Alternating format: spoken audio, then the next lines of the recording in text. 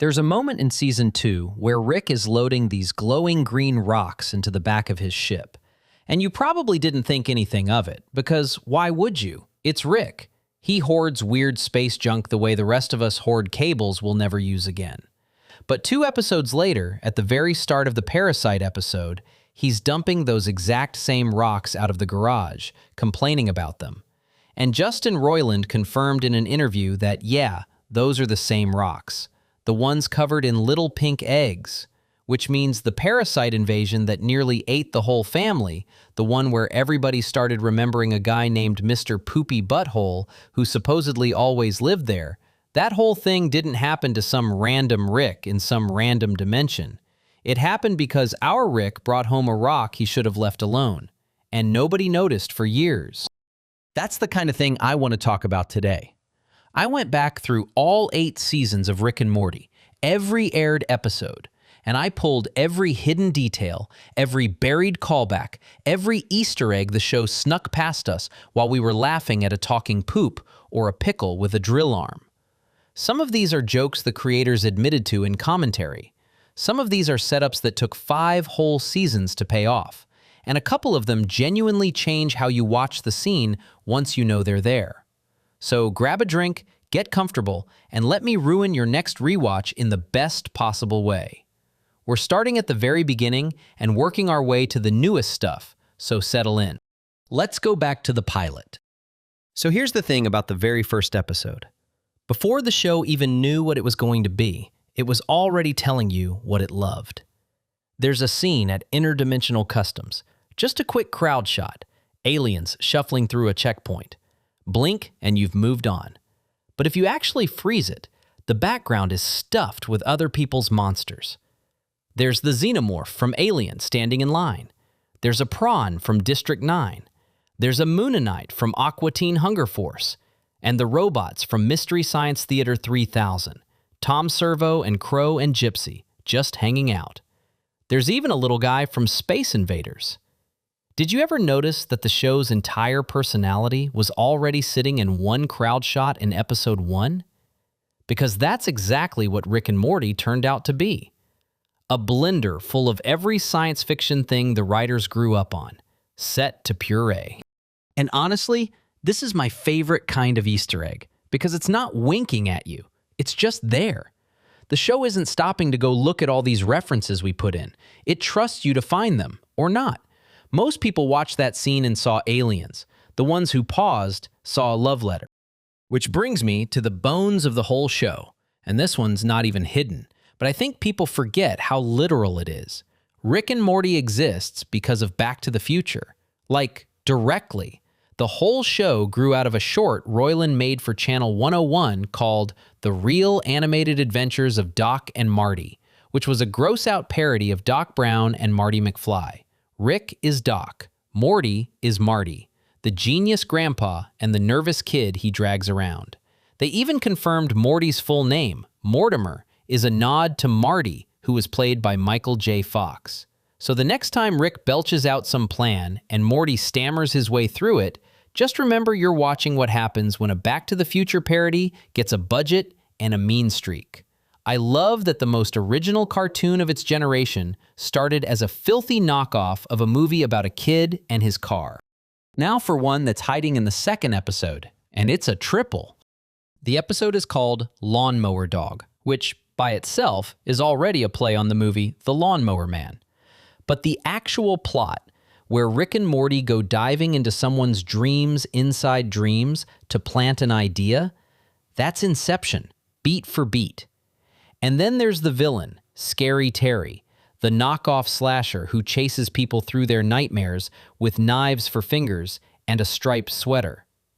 That's Freddy Krueger from A Nightmare on Elm Street, except this version keeps saying, you can run, but you can't hide. 1 episode, 3 movies wedged inside it, and a sentient dog that decides to take over the world on the side. The early show was so dense, it's kind of unfair. I mean, come on. They fit a whole Christopher Nolan film into the B-plot of an episode about giving a dog a brain helmet. And speaking of that dog, let's stay on him, because Snuffles is one of the show's longest-running background gags, and you've probably been seeing him for years without clocking it. In Lawnmower Dog, Rick builds the family dog a device that makes him smart. The dog renames himself Snowball, leads a robot uprising, and then leaves Earth for a dimension where dogs rule. Fine, end of episode.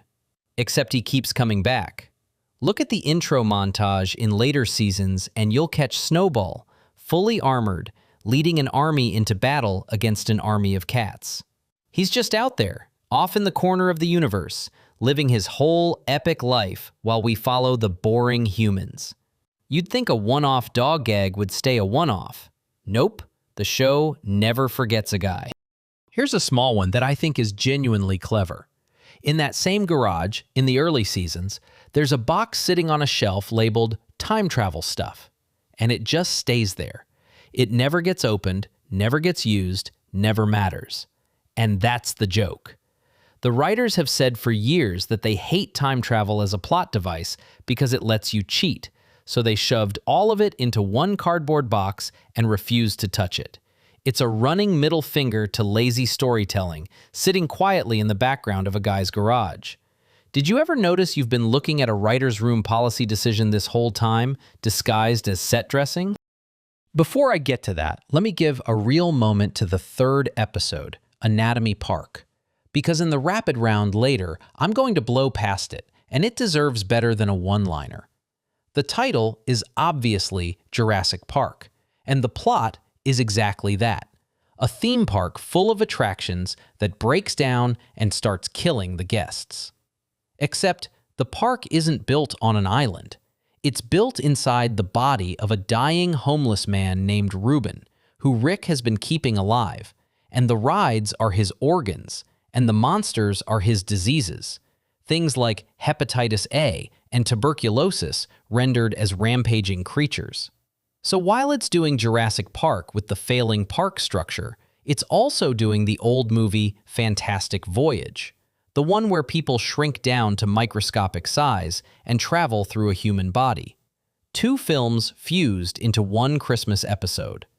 And then, because this is Rick and Morty, Reuben dies during the episode, the park inside him collapses, and Rick's solution is to grow a giant new human body in space and relaunch Anatomy Park inside the fresh corpse.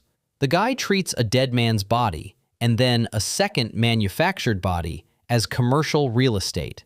A children's adventure movie premise where the punchline is that the theme park is a man's corpse, and the owner already has plans for the next one.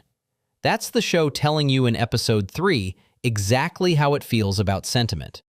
Now, I want to stop on a character whose origin is dumber than you'd ever guess, given how much weight he ends up carrying. The Meeseeks. If you've somehow never seen the show, a Meeseeks is a creature Rick summons out of a box to do one task, after which it gets to stop existing, which is the only thing it actually wants. You push the button, a blue guy pops out going, "I'm Mr. Meeseeks, look at me!" He does your chore, he vanishes. Simple gag. Except the whole episode turns on Jerry asking one to help him take 2 strokes off his golf game, which a Meeseeks cannot do. So it summons another Meeseeks to help, who summons another, and pretty soon there's a screaming pile of blue guys spiraling into a murderous breakdown because existence has gone on too long for them. And here's the part that kills me. The name didn't come from some writer's room think tank about mortality. Roiland has said Mr. Meeseeks is named after a friend's cat. The cat was called Ski-Seeks. He was riffing in the booth, and Meeseeks just fell out of his mouth. That's it.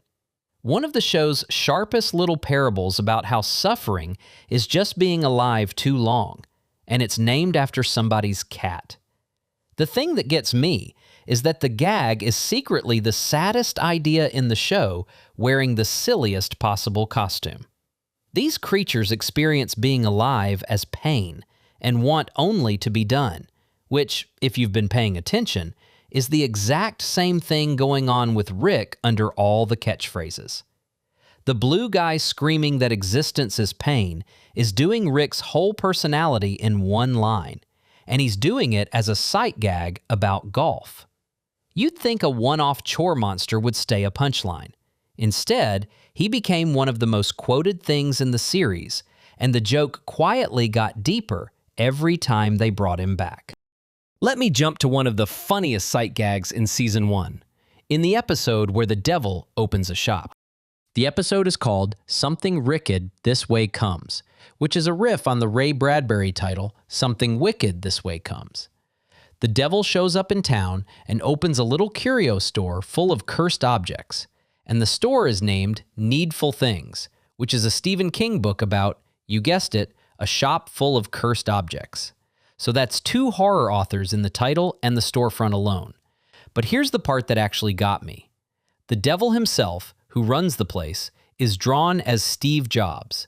Black turtleneck, the whole keynote energy, presenting his haunted merchandise like he's about to announce a new phone.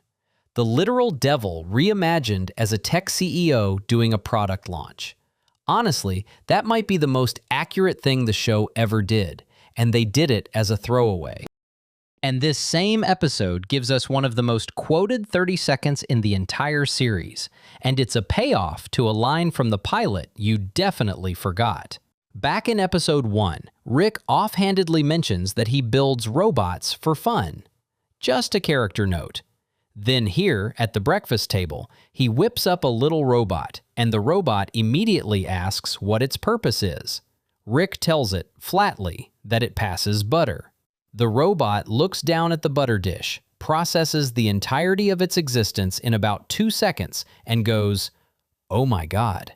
And Rick just nods and says, "Welcome to the club, pal." That's it. That's the whole bit. A pointless little machine has a full existential crisis about being built to pass butter, and Rick, who feels exactly the same way about being alive, doesn't even look up. It's the show's entire worldview crammed into a breakfast gag, and it grew out of a one-line joke about Rick liking robots that the pilot planted with no plan to ever water it. You'd think a butter robot would be a forgettable throwaway, right? Instead, it became one of the most beloved characters in the show, and he's on screen for about a minute. Okay, now we get to the big one for Season 1, the seed that took the show 4 seasons to fully grow. The episode is Close Rick Counters of the Rick Kind, the one where we meet the Council of Ricks and a whole citadel full of alternate Ricks and Mortys. This is also the episode where, in the background, almost as an afterthought, we meet a sidekick Morty with a yellow shirt and an eye patch, quietly running the show behind an evil Rick. That's the first appearance of Evil Morty, his debut. And in that exact same episode, our Rick says a line to Morty that nobody clocked as important at the time. He says a cocky Morty can lead to some big problems, and then he goes, "I'll explain when you're older." He never explains it. The show just moves on, and it sits there, unpaid, for 4 more seasons until Rick Morai Jack in Season 5 finally cashes it in. The warning about a dangerous Morty and the most dangerous Morty in the multiverse are in the same episode. They were in the same room. You just didn't know to be scared yet. I don't know about you, but the first time I went back and watched that scene knowing who that eye patch kid becomes, it completely rewired the episode for me. And this same episode does even more heavy lifting than that, because it's where the show casually drops 3 things that end up running the entire mythology. This is where we first hear about Dimension C137, our Rick's home label. This is where the Citadel and the Council of Ricks get established. And this is where Rick mentions, almost as a joke, that having a Morty around cloaks a Rick's brainwaves, makes him harder to detect. He says it like it's a convenient little fact. Turns out that one offhand line is the entire reason Mortys exist at all. But we'll get there in Season 5, because the payoff to that is honestly one of the darkest things this show ever pulled. While we're poking around in the background of this episode, look at the items that come tumbling through a portal at one point. There's a notepad, a pen, a mug, small stuff. Those are the exact objects that Grunkle Stan loses through a portal over in Gravity Falls. It's a little handshake between 2 shows that aired around the same time and clearly had writers who liked each other. Nothing more than a wink, but a fun one if you watched both. And no, before anyone asks, that does not mean the two shows share a universe. Fans have wanted that for years. It was just a cameo for the objects. Sorry. One more from this stretch, because it's a great example of how far ahead this show plans. At one point, we get a look at Rick's bedroom, and there's a conspiracy wall, the classic strings and photos detective board. On it, you can spot the Cronenberg monsters, a Meeseeks, Prince Nebulon, Dr. Xenon Bloom, normal recap stuff. Except, one of the photos on the wall is Abradolf Linkler, a character who does not appear until the next episode. The board is literally spoiling the next week's plot, and they bet that nobody would pause long enough to catch it. Sneaky. That's the kind of confidence you only get when you know nobody's pausing. Now let me back up just slightly, because I skipped one of the most important seeds in the entire show. And it's in the episode where Rick accidentally turns the whole planet into monsters. The episode is Rick Potion number 9. Morty wants a love potion to get a girl to like him at a dance.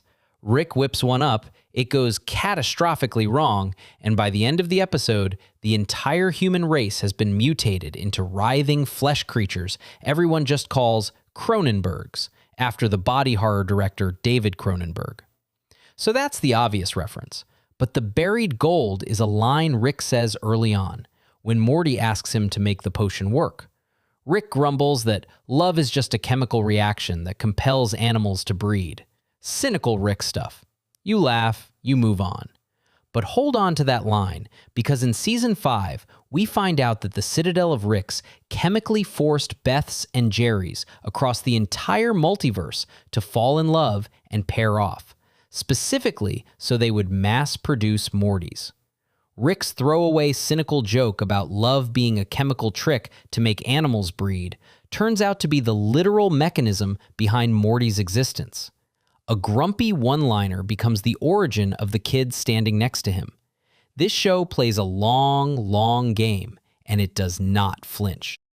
And this is also the episode with the move that I still think is the boldest thing the show ever did. After Rick wrecks the planet beyond repair, he and Morty don't fix it, they abandon it. They portal into a nearby dimension where another version of them just happened to die in an accident. They bury their own alternate corpses in the backyard, and they take over those dead guys' lives. The Rick and Morty we follow for the rest of the series are not the ones we started with. They're squatters in dead men's shoes. And the show just lets Morty sit in the dark afterward, traumatized, while the credits roll. No reset. That backyard with those buried bodies comes back to matter in Season 6, which we'll hit later. For now, just appreciate how early this show told you it would never let anybody off easy. Up next is a tiny detail that took 8 years to pay off, and it's so small, it's almost rude. In the very first cable episode, Rick's Minutes in Season 1, the family is sitting around looking at alternate versions of their own lives, and Summer, in a throwaway line, says she wants to move out west and do something with turquoise. It's a nothing line. It's character flavor. It's the kind of thing a teenager says. And then, in Season 8, in an episode called Summer of All Fears, that exact ambition comes back around. The turquoise thing. Santa Fe. They remembered a single offhand line a teenage girl said almost the entire run of the show ago and built a callback on it. I genuinely don't know how a writer's room keeps a thread like that alive for that long. That's not foreshadowing, that's an elephant's memory. Now, while we're closing out Season 1, let me hit 2 recurring faces that debut here. First, in the finale, Rixie Business. The house gets teleported during a party, and when it lands, there's a crack left in the driveway. A little fracture in the concrete. And here's the thing, that crack never heals. It is still visible in the background of the house years later, confirmed all the way into Season 5. Nobody ever fixes it. It's just a quiet, permanent scar that most viewers register without ever consciously seeing it. The Smith house has a busted driveway for half a decade, and the show just lets it sit there. I find that weirdly beautiful. And in that same finale, we meet Bird Person, Rick's best friend, the stoic bird guy who delivers truth bombs at the worst possible times. His design, by the way, is based on a character named Hawk from an old show called Buck Rogers in the 25th Century. So even Rick's best friend is a deep-cut reference. Bird Person matters a lot later, so keep him in your back pocket. And actually, since I just mentioned him, let me give you the Bird Person detail that recontextualizes Rick's whole catchphrase. You know how Rick is always yelling, "Wubba Lubba Dub Dub"? Sounds like nonsense. Sounds like a cartoon grandpa noise. Well, Bird Person eventually translates it. In Bird Person's language, Wubba Lubba Dub Dub means, "I am in great pain, please help me." So every single time Rick shouts his goofy little catchphrase, he is actually screaming a cry for help that nobody around him understands. The funniest running gag in the show is secretly the saddest thing in it. Sheesh. They really just buried a man's depression inside his slogan and sold it on t-shirts. Okay, let me carry us into Season 2, where the show really starts rewarding the people who pay attention. We already talked about the rocks at the top. The ones Rick loads into the ship at the end of Morty Night Run that turn out to be the parasite eggs he dumps 2 episodes later. That's the headliner for Season 2, and Roiland confirmed it straight up in an interview, so it's not a fan reach. But the parasite episode itself, Total Recall, is absolutely packed with stuff, so let me stay there for a minute, because it's one of the densest episodes in the whole show. The premise is that a memory parasite has infested the house, and these parasites can only implant happy, false memories. So the family slowly fills up with fake relatives and old friends who they all swear they've known for years. And the way the show plays this is genuinely unsettling, because it does it to you, the viewer, too. The biggest example is Mr. Poopy Butthole. This cheerful little yellow guy shows up and everyone treats him like family. But here's the move. The show edited him into the opening credits. The intro sequence you'd watched a dozen times suddenly has Mr. Poopy Butthole in it, sitting at the dinner table like he'd always been there. The show gaslit its own title card to make you doubt your memory along with the characters. I cannot think of another cartoon confident enough to mess with its own intro to pull off a bit. That is commitment. And the writers have actually said where this idea came from. Writer Ryan Ridley pointed to the show Buffy the Vampire Slayer, specifically the season where they introduced Dawn, Buffy's little sister, who had supposedly always existed even though we'd never seen her before that season. A character everyone in the show remembers who was never actually there. That Buffy trick is the whole engine of Total Recall. They watched a famous television cheat and went, what if we weaponize that for horror and comedy at the same time? Now here's the detail in that episode that's actually a fair play clue, the kind a sharp viewer could use to solve the mystery. The way you eventually figure out who's a parasite and who's real is that parasites can only give you good memories. So the real people are the ones you have bad or embarrassing or annoying memories of. And the show plants this. Mr. Poopy Butthole, the one guy everyone assumes is a parasite, never shows up in any photos on anyone's phone.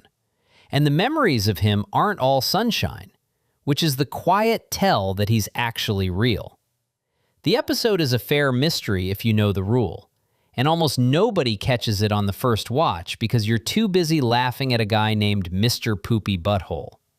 Nice going there, brain. And the way the episode actually resolves is the part that earns all the gaslighting.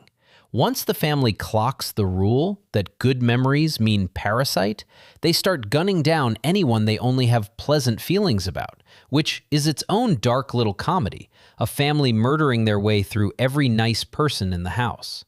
Then Beth, in the middle of all this, turns and shoots Mr. Poopy Butthole, because surely the cheerful little guy is the biggest parasite of all. And he drops, bleeding, and the music stops, and the joke curdles, because he doesn't disappear into parasite goo the way the fakes do. He just lies there, hurt and confused, and you realize, along with the family, that they had a real memory of him being a pain in the neck once, which means he was never a parasite, which means Beth just shot an actual person who actually loved them. The episode that spent 20 minutes being a paranoid comedy ends on a woman having shot a real friend on a hunch. That tonal swerve, from cackling at a family massacre to genuine guilt over a wounded yellow man, is the show in miniature.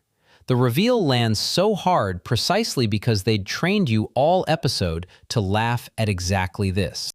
Let me back up to the front half of the season, because Morty Night Run has more than just the rocks.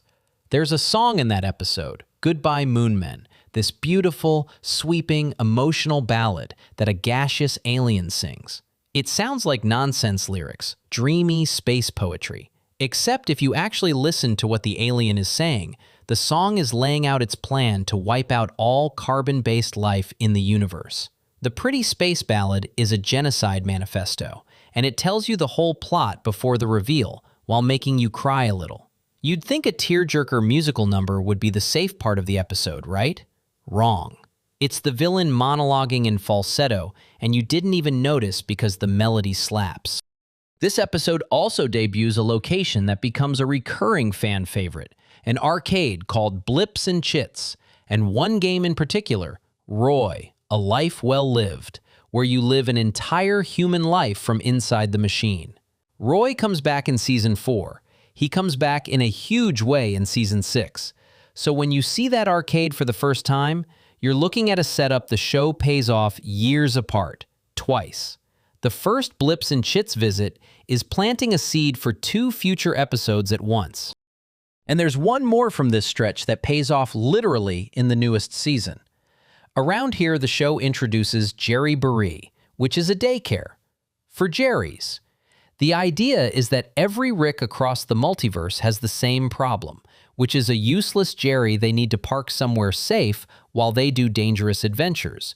So there's an entire facility just full of identical interchangeable Jerrys waiting to be picked up like dry cleaning. It's a great one-off joke about how worthless Jerry is. And then, in Season 8, an episode called No Mortland builds an entire emotional story around that exact concept. A multiverse full of spare Jerrys. A throwaway gag about Jerry storage becomes a whole episode about Jerry's loneliness 6 seasons later. Honestly, I liked that they gave the saddest man in the show his due. Now for a reference that's so casual you might miss it's even happening. In the episode Autoerotic Assimilation, Rick reunites with an old flame named Unity, a hive mind that controls entire planets full of people. And at one point, to mess around, Rick has Unity arrange a group of assimilated aliens into a specific configuration. If you know your Dan Harmon, you'll recognize it. It's the study group from Community, Harmon's other show, the 7 people sitting around a table. Rick literally puppeteers a planet into recreating the cast of Community as a flex. Harmon putting his own previous show into his current show as a background gag about a godlike alien with too much power is exactly the kind of thing he'd do, and he did it. That same episode has a line that's quietly doing foreshadowing work. Unity, talking about what it does to people, says it loses who it is and becomes part of whatever it absorbs. On its face, it's about the hive mind, but the longer the series goes, the more it reads like a warning about Morty, who spends years absorbing Rick's worst traits. The violence, the detachment, the willingness to do awful things and shrug. The line is about an alien, but the show keeps proving it's really about the kid. And I have to mention how this one ends, because it's the moment early Rick and Morty quietly told you exactly how dark it was willing to go.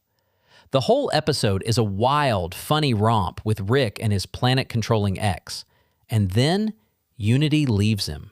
She writes him a goodbye letter, saying she has to break it off because being with him makes her want to be like him, and that scares her.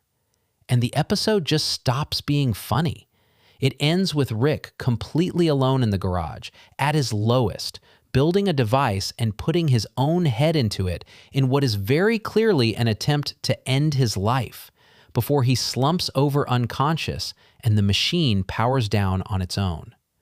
No joke, no tag, no music sting. The credits just roll over a man who tried and didn't even manage that. The first time the show pulled the rug all the way out, it did it in total silence in episode 3 of season 2, and it never once acknowledged it again. That's the thread we'll come back to at the very end, because every burp and catchphrase after this is sitting on top of that garage scene, whether you remember it or not. Now I want to give a full minute to an episode I rushed past because it's secretly one of the most quietly horrifying things the show ever did, and the homages are only the surface of it. The episode is The Ricks Must Be Crazy, which takes its title from the old comedy The Gods Must Be Crazy. Here's the setup for a newcomer. Rick's spaceship runs on a battery, and Morty asks how the battery works, so Rick takes him inside it. And inside the battery is an entire tiny universe, a whole populated planet of little people Rick created, who think they live in a normal world, and who have been tricked into building a power plant that secretly funnels all their energy up into Rick's car. He invented a universe, gave it intelligent life, and convinced that life to spend its whole civilization powering his vehicle without knowing it. The little tree the people gather around to worship is a riff on the Tree of Souls from Avatar. But the joke under the joke is that they're worshiping their own exploitation. And then the episode does the thing that makes it great. Rick goes down to the planet because his free energy has stopped flowing, and he finds out that the smartest scientist on this tiny world, a guy named Zeep, has done the exact same thing Rick did. Zeep built his own tiny universe, inside Rick's tiny universe, to power his own stuff, which is why he stopped needing Rick's power plant. A miniverse inside a miniverse. And the horrifying implication, the one the show lets you arrive at yourself, is that there's no reason to think Rick is at the top of the stack either. Our entire show might just be somebody's car battery. Rick built a god complex into a AAA battery and then ran face first into proof that he's probably just somebody else's Zeep. That's a heavier idea than most science fiction movies attempt, and Rick and Morty did it in an episode named after a slapstick comedy, In Between Fart Jokes. The reason it sticks is that nobody in the episode ever says the scary part out loud. They just let you do the math and feel sick about it on your own time. Let me give you a great post-credits deep cut. In the episode Big Trouble in Little Sanchez, which is the Tiny Rick episode, there's a side villain, a vampire posing as a high school student who goes by the name Coach Ferratu. Obviously a Nosferatu joke.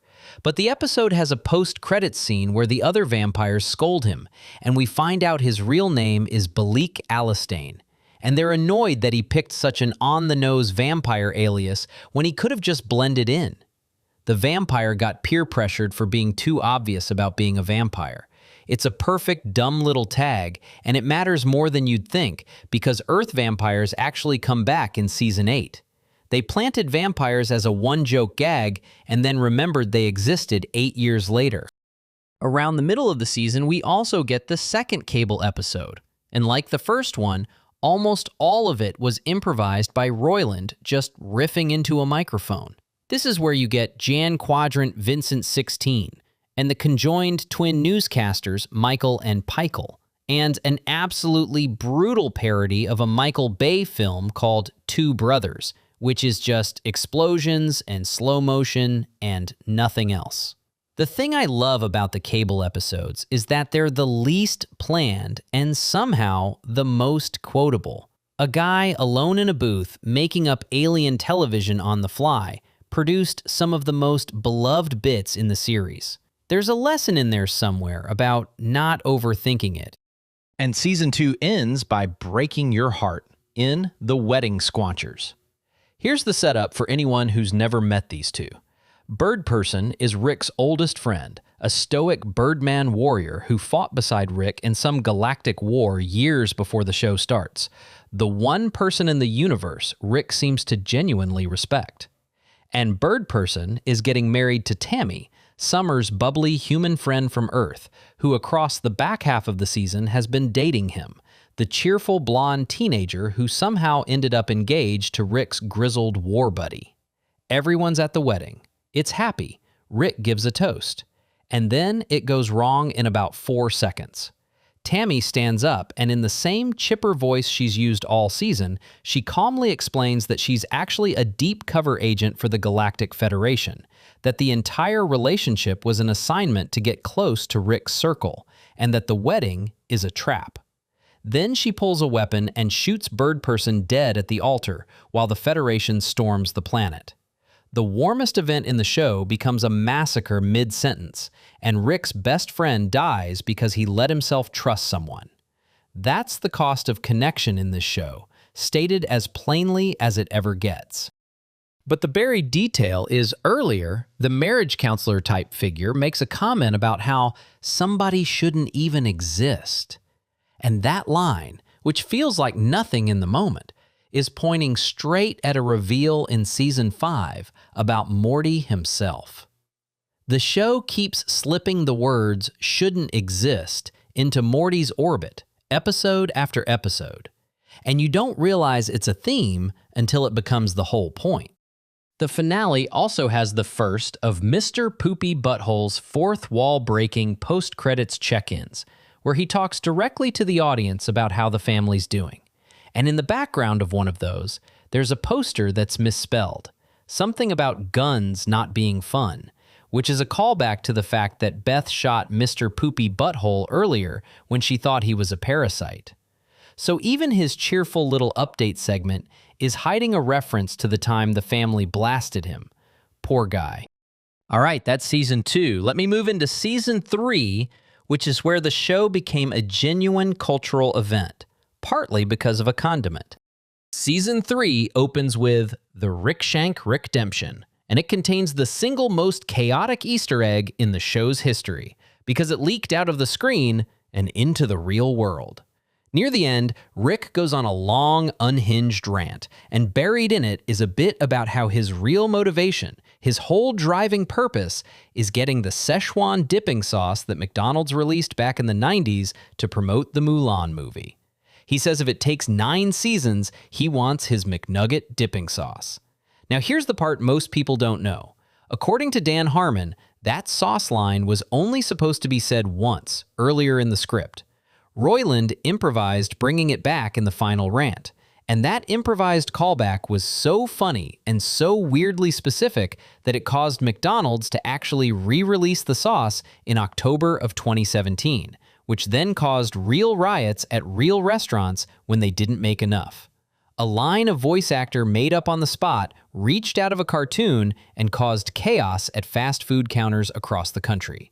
I don't think the show ever topped that for sheer real-world impact, and it was an accident. And that 9 seasons bit is itself a little inside joke, because it echoes the community fan slogan, 6 seasons and a movie, which was Harmon's last show. So he took the joke about his own previous show's survival and just upgraded the number.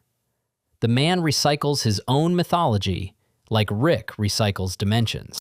Now let me talk about the vanity card, because this is one of the most quietly devastating Easter eggs in the show, and it has nothing to do with the plot at all.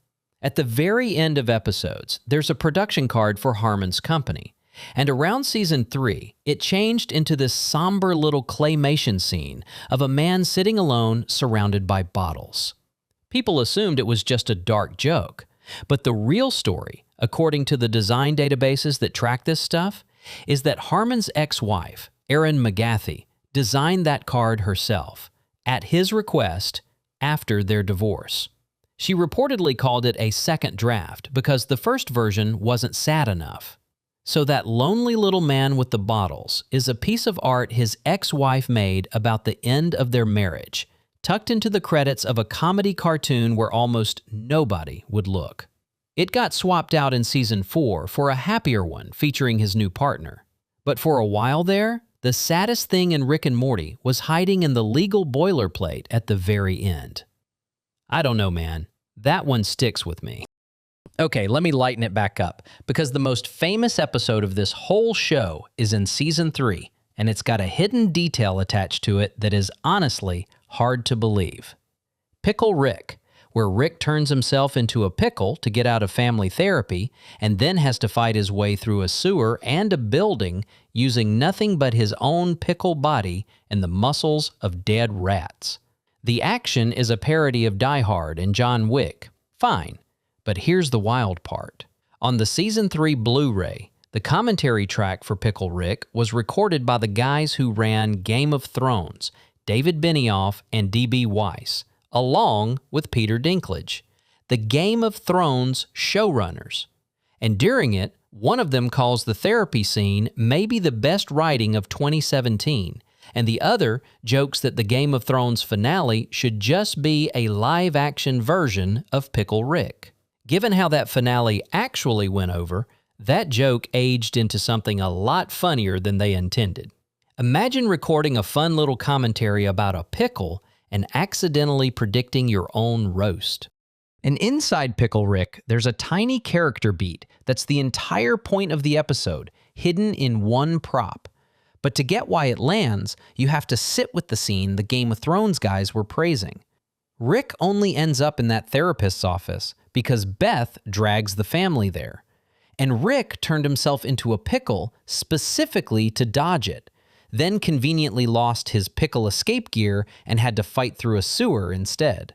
So he shows up to therapy late, covered in filth, having literally chosen self-mutilation over a conversation about his feelings. And Dr. Wong, calm as anything, lays him out. She tells him she doesn't see why she should waste her time with someone who would rather invent a way to turn himself into a pickle than spend an afternoon with his family.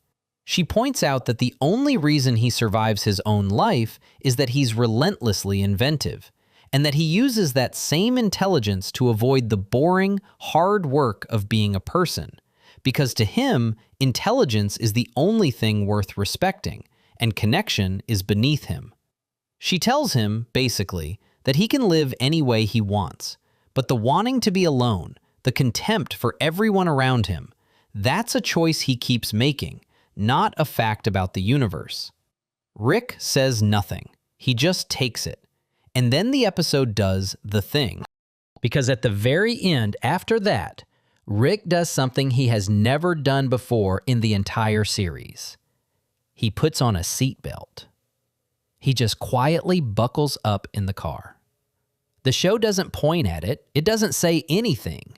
A man who treats his own life as disposable suddenly takes a small precaution to stay alive. And that's how you know the therapy landed. That's the whole arc, told in a click. I think about that seatbelt more than I'd like to admit. Now we get to my personal favorite episode of the series, and it's a Russian nesting doll of references, the Ricklantis mix-up. On the surface, it's about the Citadel, the city of Ricks and Mortys, after the events of Season 1. But the structure is lifted from the movie Training Day, the corrupt cop showing the rookie how the city really works. That's the main plot. But then there's a whole separate story following 4 kid Mortys going on an adventure. And that entire subplot is Stand By Me, the coming-of-age movie about 4 boys walking along the train tracks. The show even mapped the kids onto the original characters. There's a Morty for the leader, a Morty for the funny one, a Morty for the scared one. They didn't just nod at Stand By Me, they cast it with Mortys. And there's Willy Wonka in there, and a little bit of the movie Brazil, too. One episode, 4 or 5 films deep, and it still works as its own story, even if you've seen none of them. Here's a fun bit of misdirection about that same episode. It was originally announced under the title Tales from the Citadel. They changed it to the Ricklantis mix-up specifically to throw people off, because the real title would have tipped fans that something major was about to happen on the Citadel, and they wanted the ending to land cold. The episode's title is itself a piece of misdirection aimed at the audience before the episode even starts. That's playing chess while we're playing checkers. And that episode is where the central finite curve quietly gets its second mention, even though the show won't explain what it means for 2 more seasons.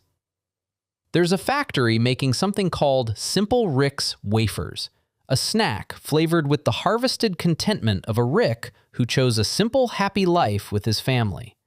And it's mentioned that this particular Rick lives 60 iterations from the curve. Most people heard that and thought it was just sci-fi word salad. It wasn't.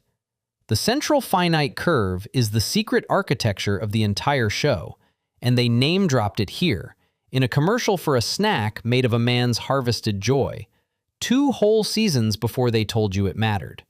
And the wafer factory itself is its own little gut punch, because the way the snack works is that a Rick is hooked into a machine and made to relive his single happiest memory, a quiet, ordinary afternoon with his wife and baby Beth. And that distilled feeling of contentment is what flavors the cookie. When the worker servicing him asks him to think of a happy memory and he can't snap back fast enough, the supervisor's solution is to just feed him a real, freshly captured happy memory to reset him, an endless loop of a man being forced to be happy so a corporation can bottle it. The show put one of its bleakest images, a person's joy strip-mined on an assembly line, inside a fake ad for a wafer. This show buries its biggest ideas in its dumbest jokes, every single time. Oh, and a production fact about that episode that blows my mind every time.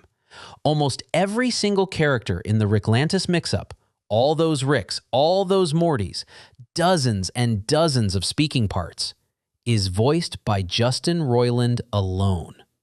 Apart from one single line from Beth and one snack commercial voiced by somebody else, it's one guy doing an entire city. When you rewatch it and realize you're basically listening to one person have an argument with himself for 20 minutes across 100 characters, the whole episode gets even more impressive. And here's the meta gut punch buried in that same episode's tag, because the show could not resist twisting the knife. After the entire Citadel has been turned upside down, after a mysterious Morty has just seized total power over the city of Ricks, the episode cuts back to our Rick and Morty, who watched a tiny bit of the chaos earlier, and our Rick reassures Morty that none of that Citadel business will have any effect on their lives. He says it with total confidence, and he is completely, catastrophically wrong, because the Morty who just took over is Evil Morty, and his rise is going to reshape the entire back half of the series. The show has a character look directly at the most important event in its own future and dismiss it as irrelevant. That's the writers winking at you so hard it should leave a mark. They told you it didn't matter precisely because it mattered more than anything. Let me give you a great audio Easter egg from later in the season. In Morty's Mind Blowers, the clip show episode, there's a creature called the Truth Tortoise. And there's a bit of dialogue from it that, if you play it in reverse, says, "Paul is dead, I'm a beetle," in Roiland's muffled voice.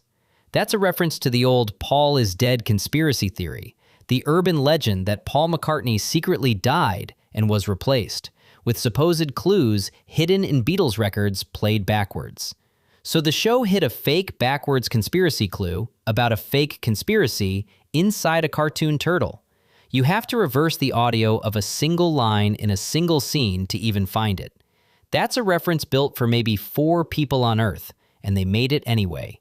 I respect the total lack of return on investment. And that clip show has a sneaky structural joke too. Rick describes it as a clip show made from clips you haven't seen before, which is a direct callback to a Community episode that did the exact same impossible clip show trick. Harmon really cannot stop playing with the clip show format across both his shows. Some guys have a white whale. His is making the laziest TV format do something clever. There's one more Season 3 thread I want to plant before we move on, because it pays off enormously later, and it's the emotional core of the back half of the show. We don't fully see it in Season 3, but the seeds are here. Rick's dead wife, Diane. The show keeps circling the idea that everything Rick does, all the nihilism, all the running, is built on a loss he won't talk about. We don't get the full picture for a couple more seasons, but if you're watching for it, you can feel the show starting to load the gun. Hold that thought, because Diane becomes one of the most important hidden engines of the entire series, and I want to give her the room she deserves when we get to the later seasons. All right, Season 4. The show goes anthology-heavy here. Lots of weird one-offs, which means lots of background gags. Let me dig in.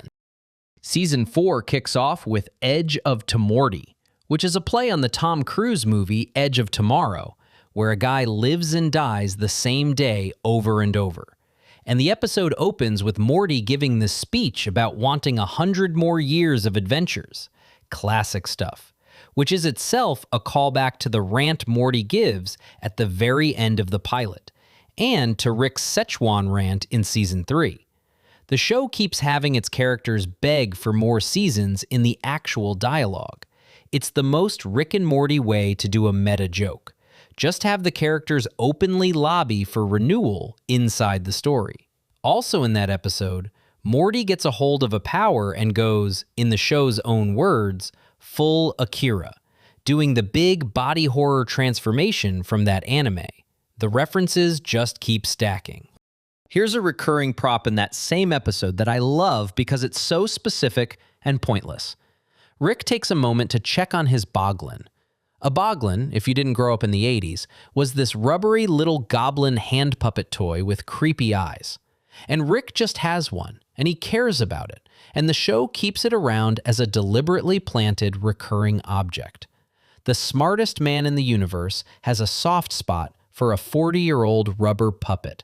It tells you more about Rick's actual inner child than any monologue could. Some genius. He's keeping a boglin. And the death visions in that episode are a callback buffet. Rick uses these crystals that show how you might die, and the visions Morty sees include Rick getting killed by Squanchy, which references back to Season 2, and Morty getting stabbed by a rancher Rick, which references the Ricklantis mix-up. The show is using a sci-fi gadget as an excuse to flash callbacks to its own past, and treating your memory of those episodes as the punchline. If you don't remember the earlier seasons, the gag just slides right past you. Let me give you a clean little continuity gag from the next episode, The Old Man in the Seat. Remember in Edge of Tomorty, Morty launches a school bully off into space? Well, in the very next episode, if you look, that bully shows up on the side of a milk carton as a missing person. The show launched a kid into orbit and then quietly confirmed, one episode later, that yeah, he's officially missing now, with the little milk carton photo and everything. They followed through on a throwaway act of violence with a throwaway act of bureaucracy. That's the kind of joke that rewards you only if you were paying attention to the boring details. Jerry gets a quiet one in that same episode too. His office has a Titanic poster on the wall, which calls back to Rixie business all the way in Season 1, where it's established that Jerry is obsessed with the movie Titanic. The man has not developed a single new personality trait in 4 seasons, and the set design knows it. Honestly, that's the most consistent character work in the show. Jerry will love Titanic until he dies. Now let me hit one of the most meta episodes in the entire series. Never Ricking Morty in Season 4. The whole episode takes place on a story train, where the train itself runs on narrative, and the characters become aware they're trapped inside storytelling structure. There's a villain named Story Lord, voiced by Paul Giamatti, who feeds on plot. And the episode is a giant joke about canon and continuity, and how serialized shows trap themselves. But buried in the comedy is an actual hint about the larger plot. Because Story Lord's whole scheme involves an army of controlled Mortys, which quietly nudges at the bigger Evil Morty confrontation the show kept delaying. They hid a real plot breadcrumb inside an episode that is openly making fun of plot breadcrumbs. That's a magic trick. Telling you the truth while you're laughing at the idea of being told the truth. And on the story train, there are these musical posters in the background, advertising fake stage shows, and they're all parodies. There's The Sound of Rick, a play on The Sound of Music. There's a Get Swifty one. There's a Morty and Fart one, which references the Morty Night Run alien. There's a Tiny Rick one. So the background of the meta episode is a callback to the show's own greatest hits, staged as Broadway musicals. The amount of stuff happening in the corners of the frame in this show is genuinely a little exhausting in the best way. Let me pull one episode out of the rapid round and give it room, because it's got one of the better hidden tells in the whole season. Primordius.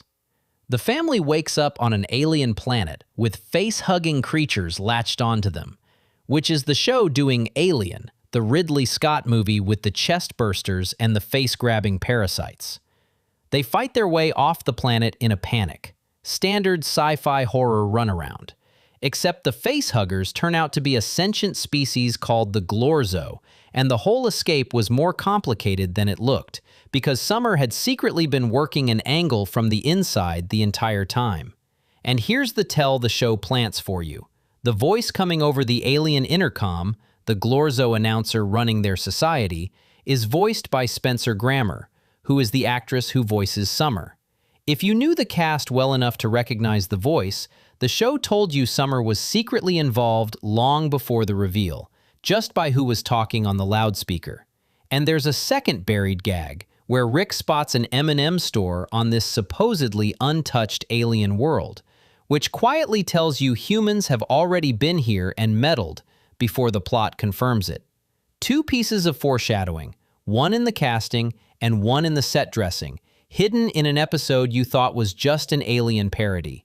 This show will not let you have a simple homage. There's always a second floor.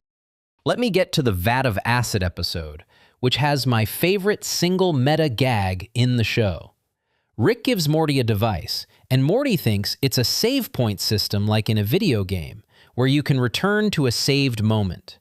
And at one point, Rick flat out tells Morty that this plot was already done by Futurama, the other big adult animated sci-fi comedy. The show just openly admits the premise isn't original and credits the competition by name. And in the background of that same episode, you can spot Moe's Tavern from The Simpsons, which is a nod to Matt Groening, who made both The Simpsons and Futurama.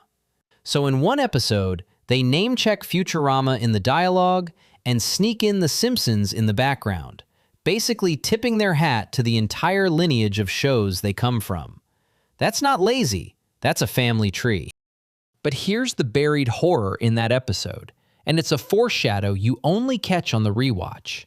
Morty spends the whole middle of the episode living out a power fantasy with the save device, doing whatever he wants, and then loading back to before he did it. He robs people, he confesses his feelings to his crush, he generally treats the world like a sandbox with no consequences, then hits the button and it all resets clean. Except it doesn't reset. When Morty finally goes back to Rick to complain about something, Rick reveals the truth, that the device was never a save and load button at all. There is no rewinding time. What it actually does is jump Morty's consciousness into a parallel timeline where events happen to play out slightly differently while leaving the previous timeline running, with a dead Morty in it. Every single time Morty thought he was reloading, he was abandoning a universe full of people who watched him die and had to keep living. The save point was a body count. Morty just murdered his way across hundreds of realities, thinking he was hitting undo. And the little tells were there the whole time. The slightly off intonation, an expression that didn't match. The show flagging the parallel worlds in tiny ways you wrote off. The fun video game episode is secretly about a kid casually committing multiversal genocide for a do-over on a conversation. That's the most Rick and Morty sentence I will say all day. This episode also dresses Morty in a callback you might not catch. At one point, he's wearing an orange parka with the hood pulled tight, which is Kenny's outfit from South Park. Kenny, the kid famous for dying in basically every episode. And the whole point of the Vat of Acid episode is Morty dying over and over and resetting. So they dress the repeatedly dying character in the costume of television's most repeatedly dying character. That's a joke for people who've been watching cartoons their whole lives, and it's perfect. Let me close Season 4 with two things. First, the episode Childrick of Mort, a play on the film Children of Men. Quick setup because the premise is genuinely insane even by this show's bar. Rick discovers a living planet, a goddess-sized being, and over the course of the episode, it comes out that he had sex with her, and she's now pregnant with thousands of godchildren who are born all at once and instantly grow into a civilization. So Rick and the family are suddenly the parents of an entire pantheon of tiny gods. And here's the buried Easter egg. The godchildren, as they're being born and as they start manifesting their powers, keep crying out the word, I am. It plays like nonsense baby babble, divine static. But I am is one of the names God gives for himself in the Bible, the I am that I am.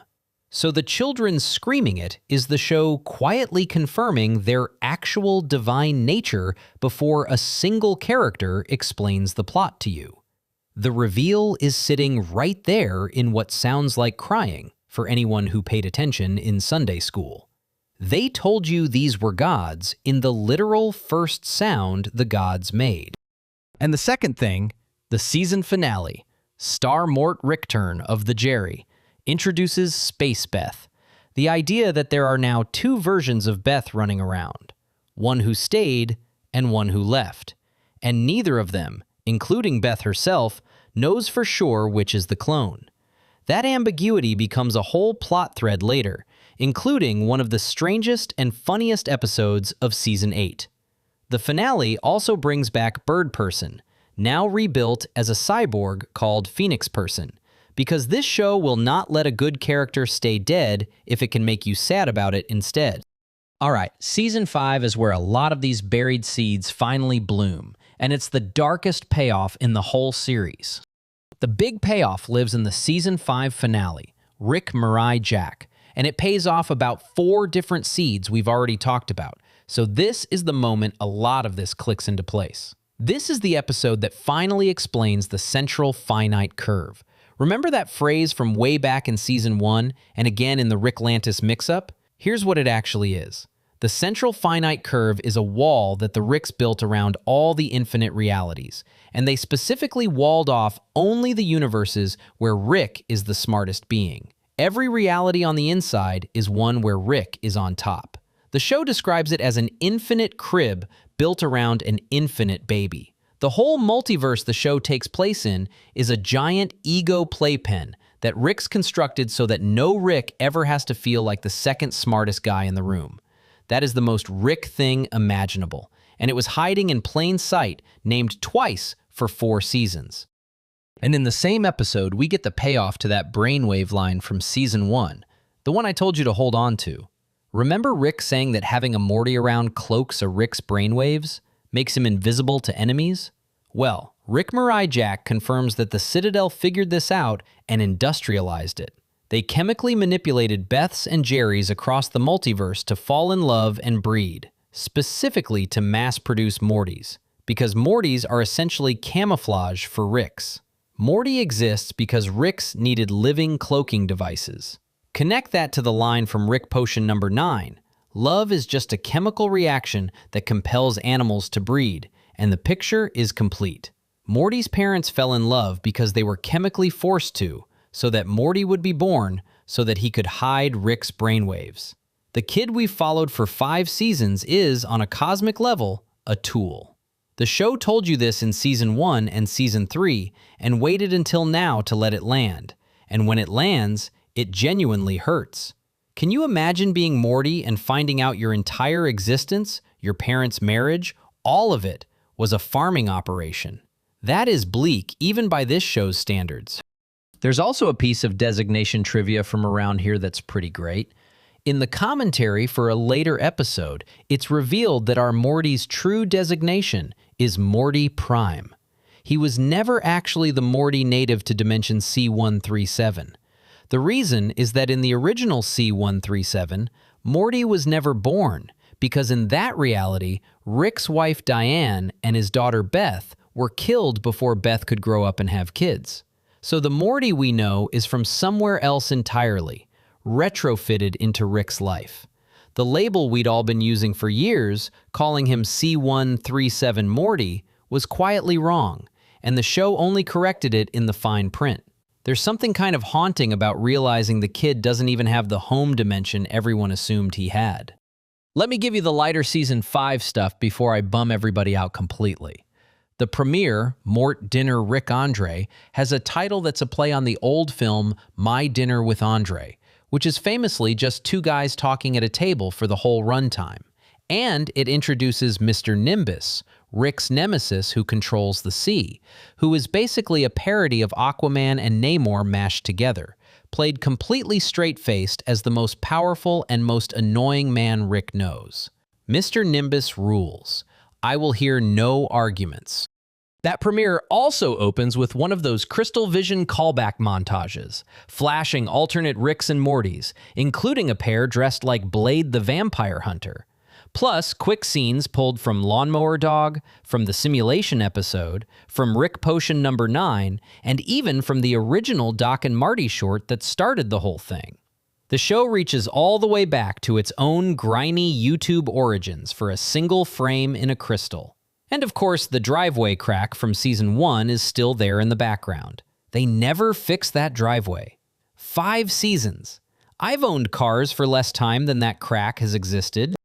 Now, while we're talking about the emotional engine of The Late Show, I want to properly bring in Diane, because she's the most important hidden detail of all, in the sense that she's the answer to a question the show spent years not asking out loud.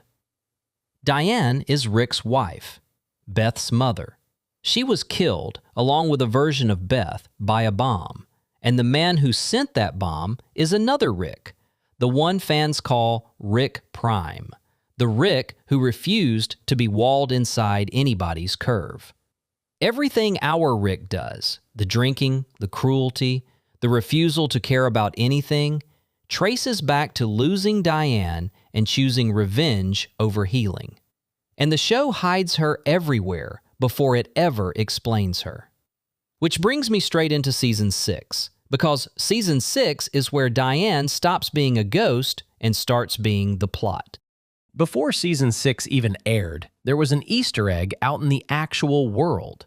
Adult Swim ran a campaign called Wormageddon, which was basically a global treasure hunt, a living episode scattered across real locations.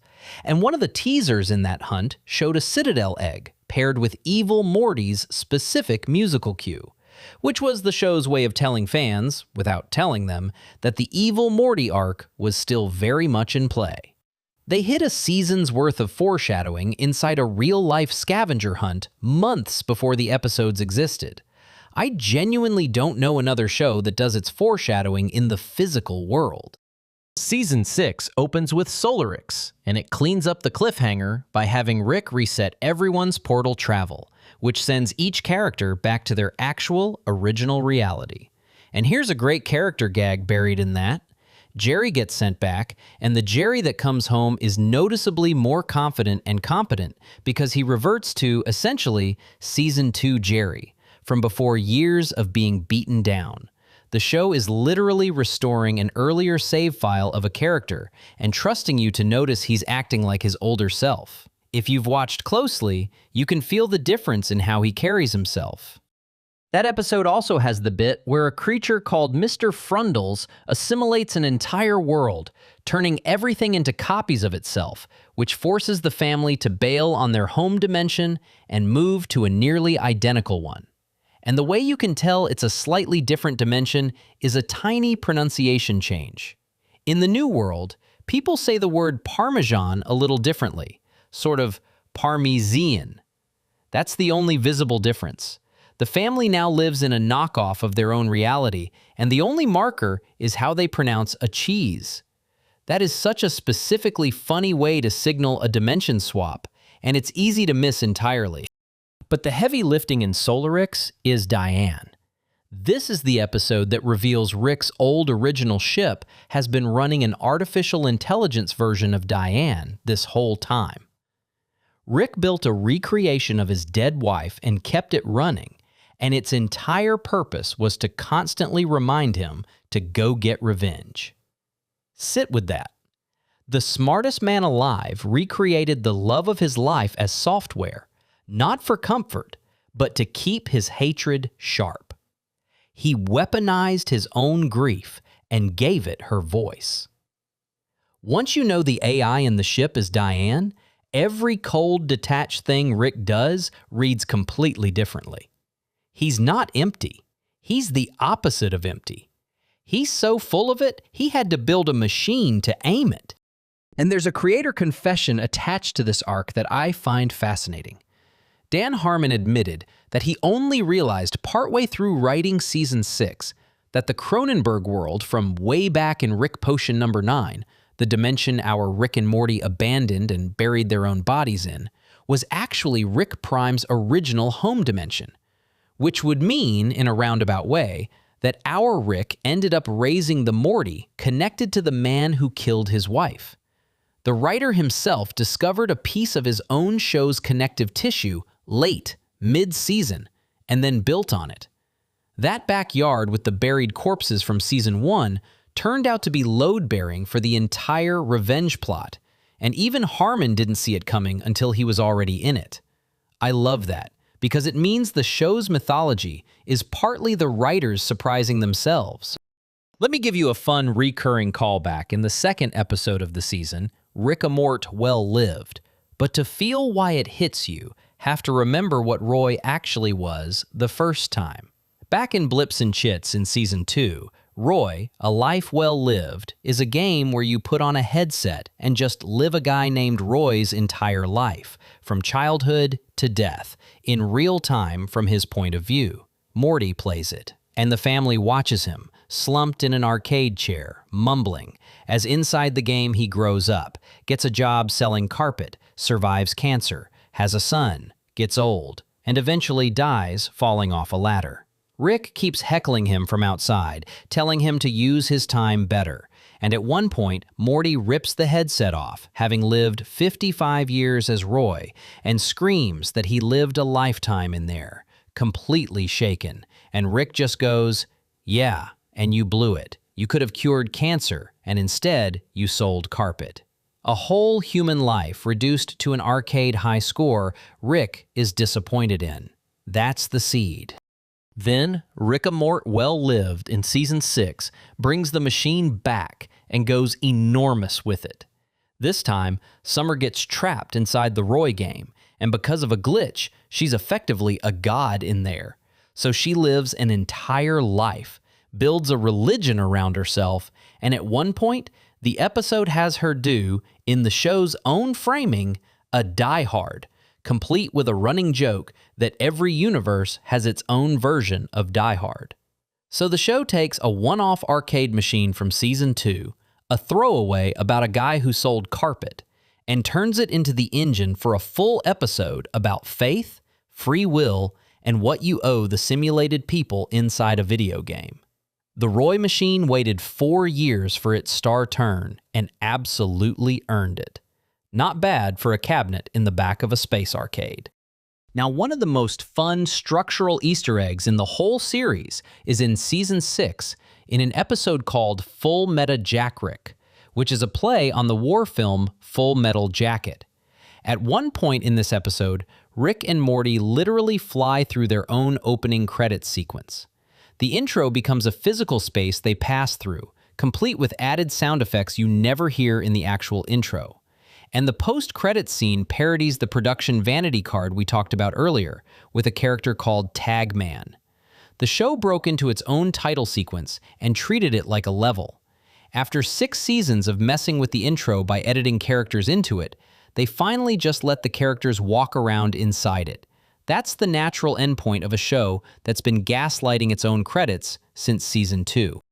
So with Season 6 wrapping up the Diane and Rick Prime setup and pointing everything toward a final confrontation, this feels like the right spot to pause for a second.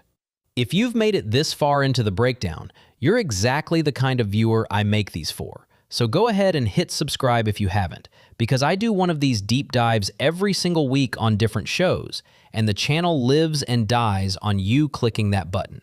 Okay, that's the housekeeping done.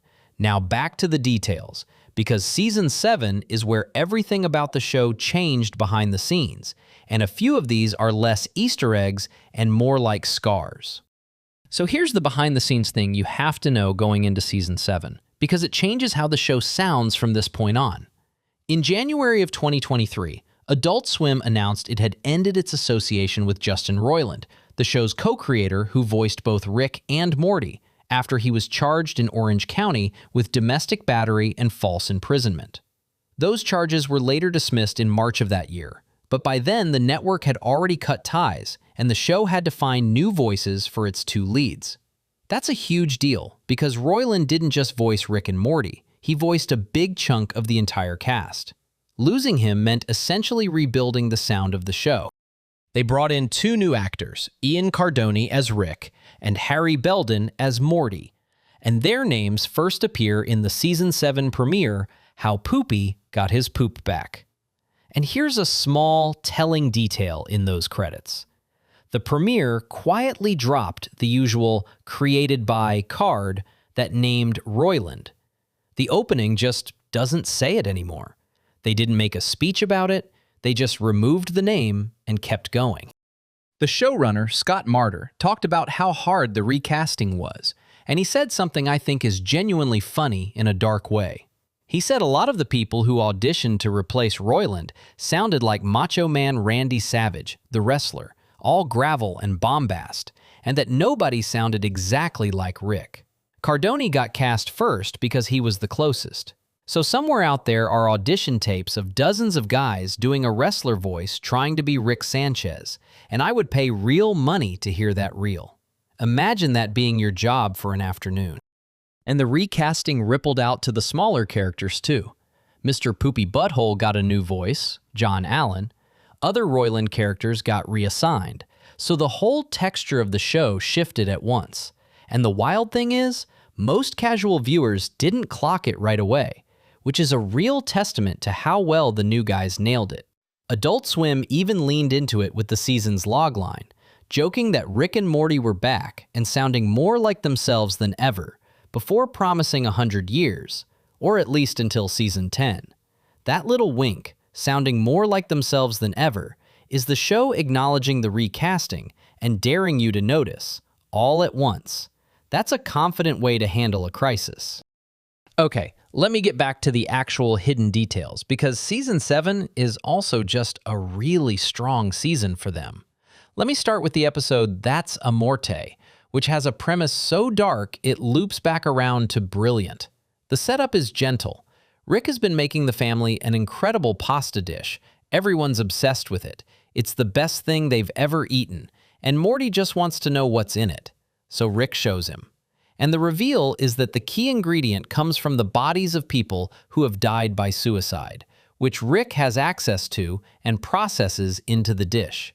The whole episode is essentially the movie Soylent Green, the old science fiction film whose entire famous twist is the line that the food everyone's been eating is made of people. The horror beat plays out the same way, the cheerful meal curdling the second you know the source. And the show doesn't let Rick off the hook or fully condemn him either. He argues the bodies were going to waste, that nothing he's doing creates harm, that the squeamishness is the irrational part. The family has to sit with the fact that the most delicious thing in their lives is built on something they can't stomach, and that Rick's cold logic isn't even entirely wrong, which is so much worse than if he were just being a monster. It also touches on Never Let Me Go, the story about people raised for their organs. And there's a Men in Black gag in there too, where Rick accidentally wipes his own memory with one of those little flashy pens. He neuralizes himself by accident. Classic. But the detail in That's a Morte that makes the whole thing land is a continuity Easter egg in the cold open. The body Rick harvests at the very start of the episode, this one specific man, turns out to be the same man whose funeral the family attends later in the episode. You can match him by his very specific layered hairstyle. And his ex-wife appears in a montage too. So the episode quietly connects the anonymous body at the start to a named human being with a life and a funeral and an ex, which transforms the gross-out joke into something that actually has weight. The show makes you laugh at mystery meat and then shows you the man's face at his own service. That's the move. That's why this show hits different. Now we get to the payoff that the entire back half of the series was building toward, in the episode Unmortrican, which is a play on the Clint Eastwood film Unforgiven, a movie about a man getting his final, ugly revenge. And that's exactly what happens. Rick finally catches and kills Rick Prime, the version of himself who murdered Diane and Beth all those years ago. The revenge that's driven the whole show, the reason the Diane AI sat in that ship whispering at him, finally happens. But the gut punch is what Rick Prime did first. Before he dies, it's revealed that Rick Prime used a weapon called the Omega device to erase every single version of Diane across all of infinity. Not just our Rick's Diane. Every Diane that ever existed in any reality, gone, all at once. Which is the reason our Rick could never just go find another Diane in another dimension, the way he replaces everything else. There are no more Dianes, anywhere. The one loss the multiverse machine couldn't fix. That single act explains why this particular grief broke a man who shrugs off the death of entire universes. The show waited until season 7 to tell you why Diane specifically was the wound that never closed. And the answer is that someone made sure it could never be replaced. That same episode is full of quick visual jokes, too. When Rick Prime is trying to escape, he throws out decoy versions of himself dressed as James Bond and Indiana Jones. Just iconic movie heroes used as disposable distractions. And in a darkly funny background bit, the Jetsons, the wholesome space-age cartoon family, get gruesomely killed when they teleport into the wrong galaxy. So in the middle of the most emotionally heavy episode of the series, you've got James Bond decoys and a Jetsons massacre. The show never loses its sense of humor, even when it's breaking your heart, and I think that balance is exactly why people love it. There's also a 5-second piece of foreshadowing in that episode that's easy to blow past. The opening shows a version of Rick and Morty where Rick is being unusually, genuinely abusive to his Morty, beyond the normal jerk behavior. And it turns out that's not a random alternate pair. That's the origin of Evil Morty, his last straw moment, the abuse that pushed a Morty over the edge into becoming the villain. The show gave you Evil Morty's tragic backstory as a cold open you might have mistaken for a throwaway gag. Did you ever notice the show keeps doing that, sneaking its most important reveals into the parts you're trained to ignore? Let me close Season 7 with the finale, Fear No Mort, because it's got the saddest hidden detail of the entire show, and it's a setup the whole series quietly built toward. The episode revolves around the fear hole, a thing that shows you your deepest fear. And across the episode, the show layers in hint after hint about what Morty's deepest fear actually is. And it's not monsters. It's not death. It's not Rick dying. Morty's deepest fear is Rick finding happiness, specifically getting Diane back, and then no longer needing Morty. The kid's worst nightmare is that the man who treats him like a tool will finally heal and realize he doesn't need the tool anymore. After everything, Morty's terror is being left behind by the person who spent years being awful to him. That's the relationship at the rotten core of this whole show, laid bare in one episode, and it recontextualizes every adventure they've ever been on. Honestly, I think it's the most quietly brutal thing the writers ever did. No explosions, just a kid afraid of being unloved. All right, let me take us into Season 8, the newest stuff, where some of these are still fresh enough that we're catching them in real time. Quick note before I dig in. Season 8 is the newest, so some of these are less documented than the older stuff, and a couple of the guest star credits are still being pinned down by fans. Where I'm sure, I'll say it plain. Where it's still a little fuzzy, I'll tell you. Fair enough? Let's go. The premiere is Summer of All Fears, which is a play on the Tom Clancy title, The Sum of All Fears. The plot drops Rick and the kids into a punishment simulation, and the simulation is basically the Matrix, a fake reality they have to wake up from. and it nests a simulation inside a simulation, which is itself a callback to the Season 1 episode M. Night Shyamalan Aliens, where Jerry was trapped in layers of fake reality. So the Season 8 premiere is doing a Matrix homage that doubles as a callback to a Season 1 episode about nested fakery. And this is also the episode where Rick says Wubba Lubba Dub Dub for what's reportedly the first time since the Season 5 finale, which, if you remember what that phrase actually means, I am in great pain, please help me, is a quietly loaded thing to bring back right after he finally got his revenge and has nothing left to chase. The catchphrase returns the moment the man has no purpose left. That's not an accident. That premiere is stuffed with callbacks. Summer's whole turquoise and Santa Fe thing, remember that line from Season 1? Comes back here. The vampires from way back in the Coach Ferratu episode return. And the simulation inside a simulation nods to the old Jerry simulation episode. They built the season opener out of threads from across the entire show.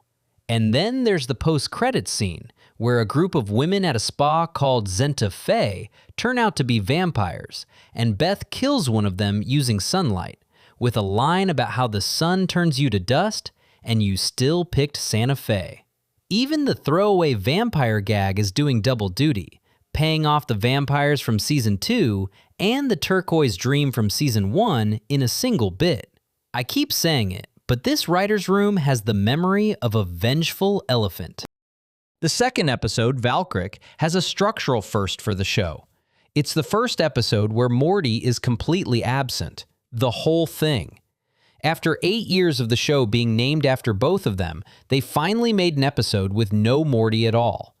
Instead, it brings back Bird Person and his daughter Bird Daughter, references an old battle from Rick and Bird Person's past, and sets up a romance between Rick and a bug alien character.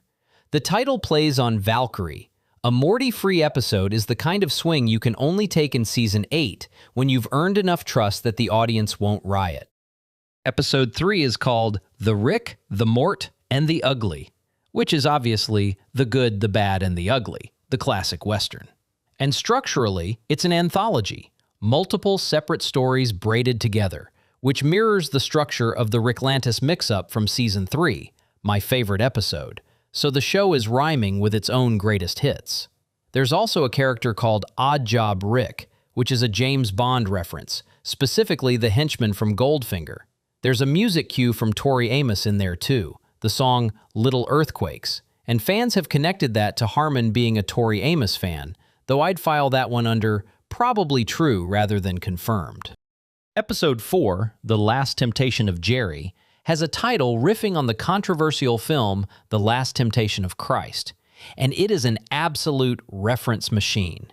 It pulls from Prometheus and Alien with these creator alien engineers, from the body horror film The Fly, from Ghostbusters with a line about there being no Jerry, only Bunny, which is the Zool possession bit, and from Avatar, where Jerry at one point speaks the alien language Na'vi, and the subtitles appear in the papyrus font, which is the exact font Avatar famously used and got mocked for.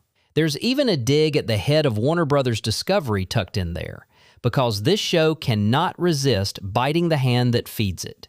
5 movie references and a corporate insult in one episode. That's the density catching back up to the early seasons. Episode 6, and I love this title, is The Curioux Case of Benjamin Button, a play on The Curious Case of Benjamin Button, the movie about a man aging backwards. And the plot does something clever with the show's own lore. Both Earth Beth and Space Beth, the 2 versions of Beth we've had since Season 4, get de-aged, and they both turn back into identical 10-year-old girls.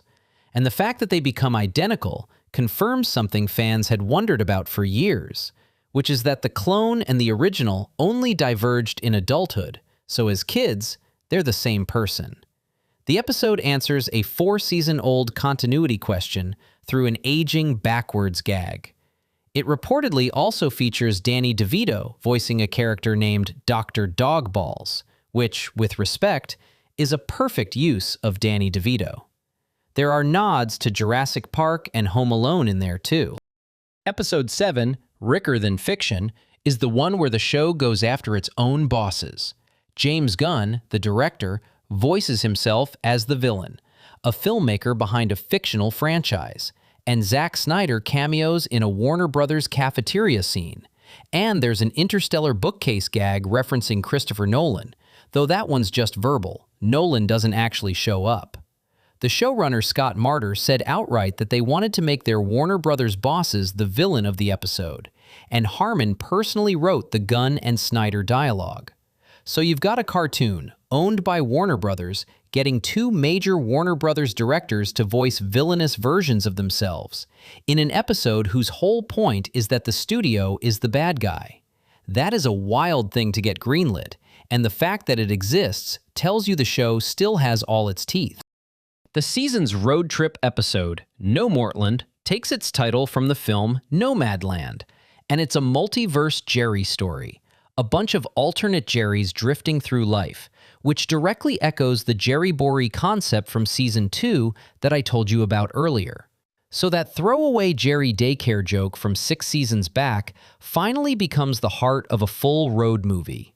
There's a recurring character, a Picasso dimension where everything's cubist, and what fans think is a One Piece reference in there too.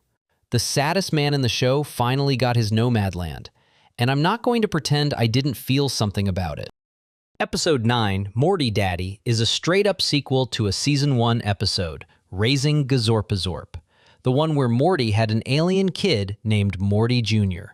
That kid comes back, all grown up, now the author of a book called My Horrible Father, which, given that Morty basically abandoned him, is fair. There's a Minority Report parody in there, with a restaurant that predicts your order before you make it, and the credits reportedly include Charlie Day voicing a character. Bringing back Morty's alien son from Season 1 to write a tell-all about what a bad dad Morty was is exactly the kind of long-fused joke this show specializes in. And the finale, Hot Rick, finally puts a bow on the Diane arc. The resolution is that the Omega device, the weapon Rick Prime used to erase every Diane, also damaged the family's actual memories of her, which is why she's been such a ghost. There's a homage to the Stargate sequence from 2001, A Space Odyssey, the trippy light tunnel from the end of that film. The intro gets shortened to just the title card, and the post-credits scene continues the Mr. Poopy Butthole thread, showing him wrapping things up, before revealing he's in a lab where his wife Amy believes he's an imposter, which carries forward the storyline from the Season 7 finale and clearly seeds whatever's coming next. Even in the finale, the show is planting the next mystery in the post-credits, the same way it's been doing since Season 2. Some things never change, and thank God for that. Okay, before we wrap up, I want to do a rapid round of the pure movie homages I blew past. Because Rick and Morty does this thing where the title and plot of an episode are just a famous film with the serial numbers filed off. And once you start seeing it, you can't stop. Let me just run through the movie title episodes because the pattern is relentless. Vindicators 3 is The Avengers, with a dash of Suicide Squad. Except the villain has rigged the whole thing with traps lifted straight out of the Saw movies, complete with the drunk Rick designing torture puzzles off-screen. And the episode hides its actual heart in the post-credits, because after a whole adventure full of these self-important superheroes, the one character Rick genuinely respects turns out to be Noob Noob, the lowly janitor nobody else even acknowledged. The tag is just Rick at a party telling everyone that Noob Noob is the only one who showed him real kindness, leading a chant of his name. The whole superhero parody and the moral the show actually cares about is that the famous heroes are insufferable, and the guy mopping the floor is the only one worth a damn. That's the Easter egg of meaning, buried under the Easter eggs of references. Rattlestar Ricklactica is the one I want to actually stop on, because it sounds like a throwaway, and it's secretly one of the most committed bits in the show. The title is Battlestar Galactica. Fine. But the plot has nothing to do with that. Morty accidentally introduces space travel to a planet of intelligent snakes, and from there, the episode becomes a full Terminator story, where a snake assassin time travels back to kill the snake who's going to invent snake space travel. And then another snake comes back to stop the first one, and it spirals into an entire snake time war with snake paradoxes and snake casualties. It is the Terminator, beat for beat, performed entirely by snakes who cannot speak. And the detail that makes it perfect is the music. The snakes have their own culture, and their culture includes jazz, so the episode has actual snake jazz on the soundtrack. This smooth lounge music that's canonically what snakes listen to. There's a credits sequence that's just a snake jazz track called Blicky. They built a whole society's art form as a runner. You'd think a Terminator parody starring mute snakes would run out of road in 2 minutes. Instead, they gave the snakes a genre of music and a tragic temporal war and made you care. Snake Terminator with a jazz soundtrack. That's the pitch, and they nailed it. Final Dismissation is Final Destination, the death by elaborate accident franchise, built around a fortune cookie that says Rick will have sex with his mother, which the universe then bends reality to make happen. And honestly, the lengths the episode goes to are deeply stupid in the best way. And Wet Kuat Amortican Summer is Wet Hot American Summer in the title, with a deep cut bonus because Kuat is actually the name of a planet from Star Wars. They smuggled a Star Wars reference into a summer camp comedy parody. Of course they did.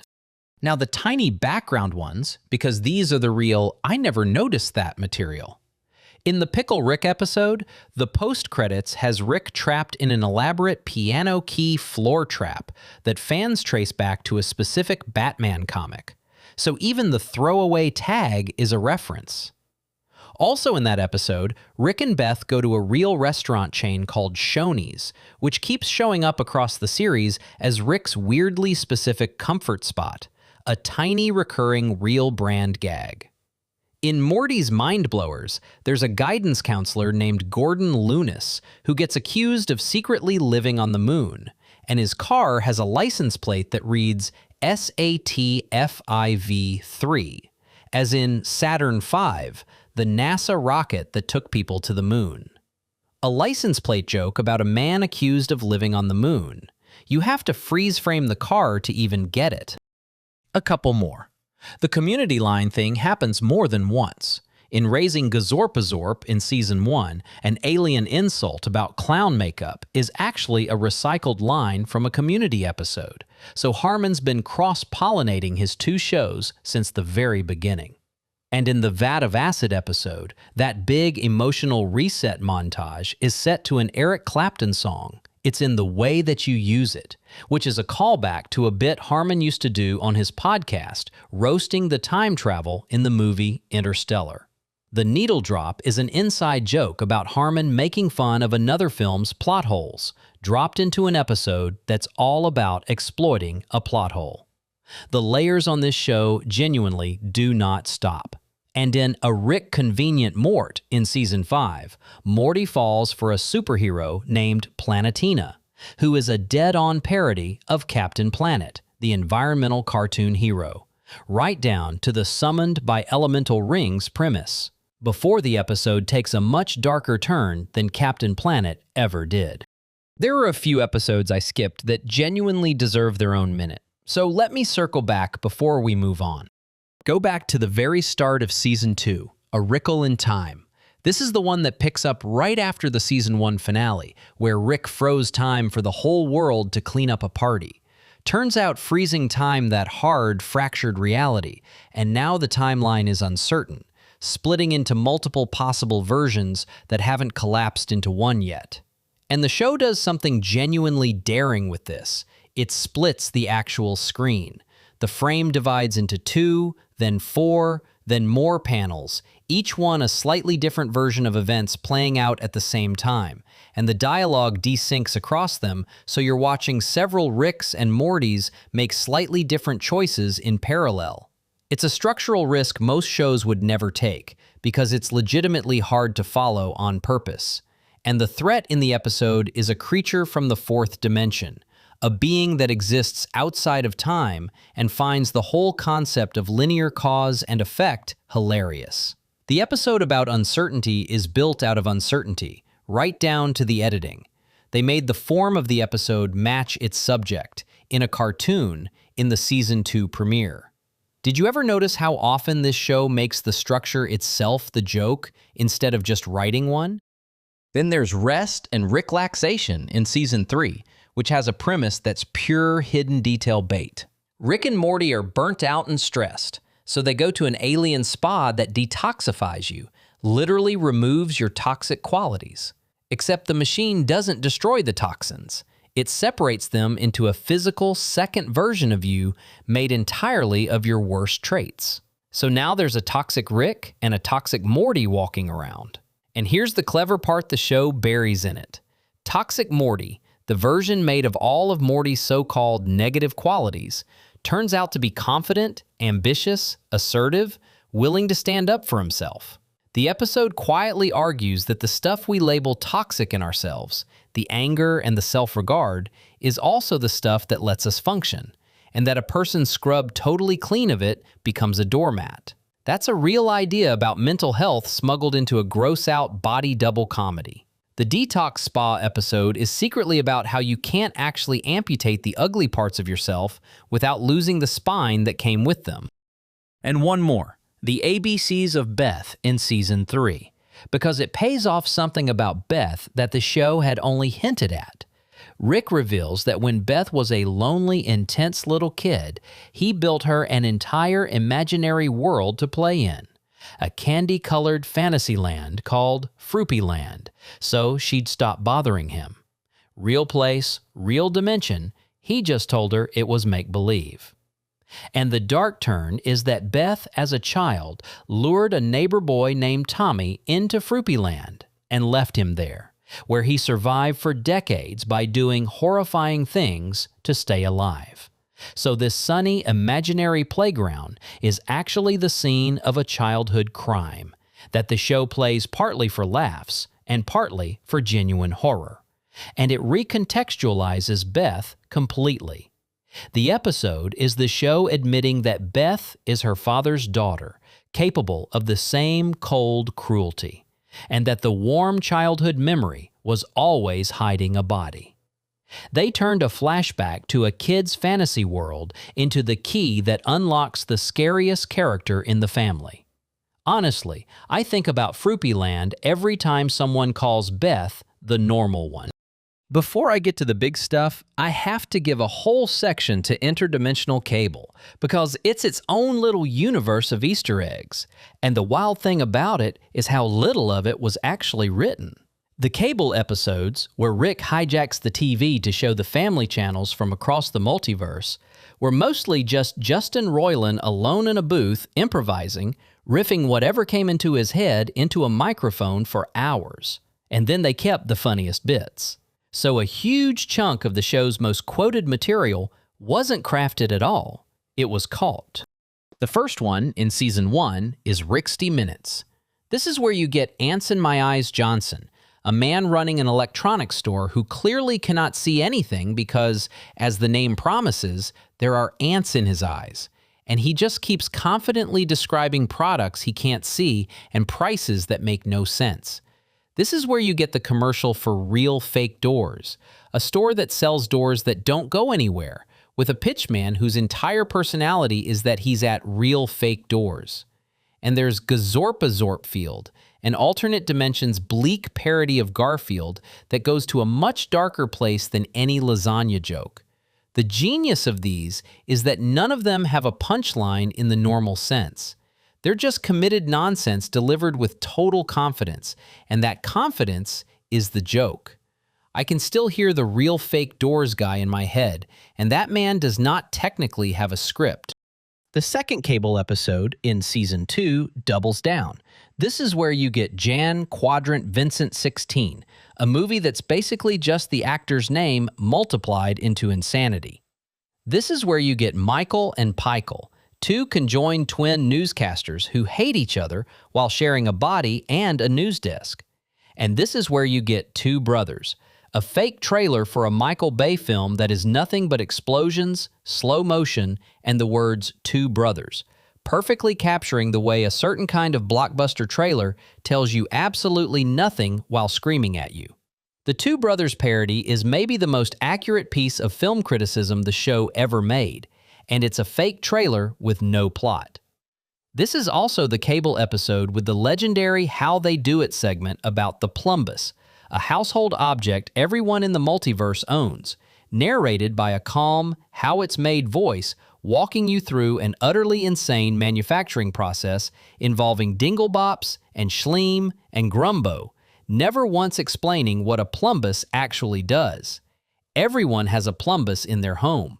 First, they take the dinglebop, and the show keeps a completely straight industrial documentary face the entire time.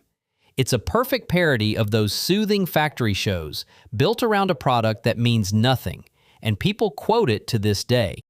What gets me about the cable episodes is what they say about the show's whole creative engine. The most beloved, most quoted, most rewatched chunks of Rick and Morty are the parts nobody planned. A guy in a room, half laughing, making up alien television off the top of his head. There's something kind of beautiful about a show this obsessed with structure and continuity, having a beating heart that's pure improvisation. The machine has all these gears, and then right in the middle of it is a man going off script for 20 minutes. And that's the part everyone loves best. Okay, let me hit a few setups that hid in plain sight. The ones where the show told you the twist in the first 30 seconds and you didn't believe it yet. Start with M. Night Shyamalan Aliens in Season 1, which has the most honest title in television because the whole point is that it's a twist episode, and the title is literally the name of the director famous for twist endings. The plot puts Jerry, and then Rick, inside a simulation run by aliens trying to steal Rick's secrets.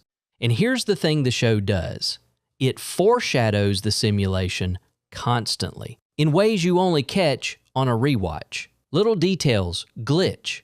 Jerry's suit changes in ways that shouldn't happen. And the very opening minute is built so that once you know the ending, you can tell Rick already suspected something was off from the start.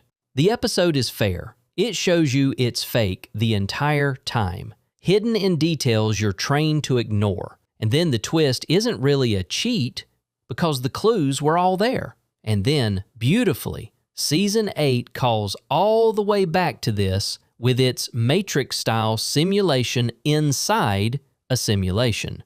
The show's first big reality bender and its newest one are talking to each other across 7 years. Did you ever notice that this show treats its own first season like canon scripture, constantly reaching back to honor a setup it planted before most of the audience even showed up? Next, get Swifty in Season 2. Quick premise for the uninitiated because it's wild. Giant alien heads the size of mountains appear in the sky over Earth called cromulons, and they announce that the entire planet has been entered into an intergalactic musical talent competition. Basically a cosmic version of a TV singing show, and if Earth's performance isn't good enough, the planet gets destroyed. So humanity's survival comes down to Rick and Morty throwing together a deliberately dumb song called Get Swifty in the garage and performing it for a sky full of godheads who could erase the species on a whim. Most people remember the catchy nonsense song and the absurd floating heads. But the quiet Easter egg here is the debut of President Curtis, the President of the United States, voiced by the great Keith David. And across the episodes he appears in, Curtis is written as a deliberate composite, a little Obama, a little of a few other presidents, a generic everyman commander-in-chief who keeps having to deal with Rick treating the most powerful man on earth like an annoying coworker. The running joke of a recurring president who genuinely cannot stand Rick and whom Rick genuinely does not respect is one of the show's better long bits, and it starts here, buried under a song about getting swifty. The president of the planet, repeatedly humbled by a drunk scientist who won't even pretend to care about rank. I love that dynamic every single time. And let me circle back to the Vindicators episode, because the central Easter egg there is genuinely one of the darkest jokes in the series, and it's easy to miss what actually happened. The Vindicators are a superhero team, an Avengers parody, and they call Rick in to help with a mission.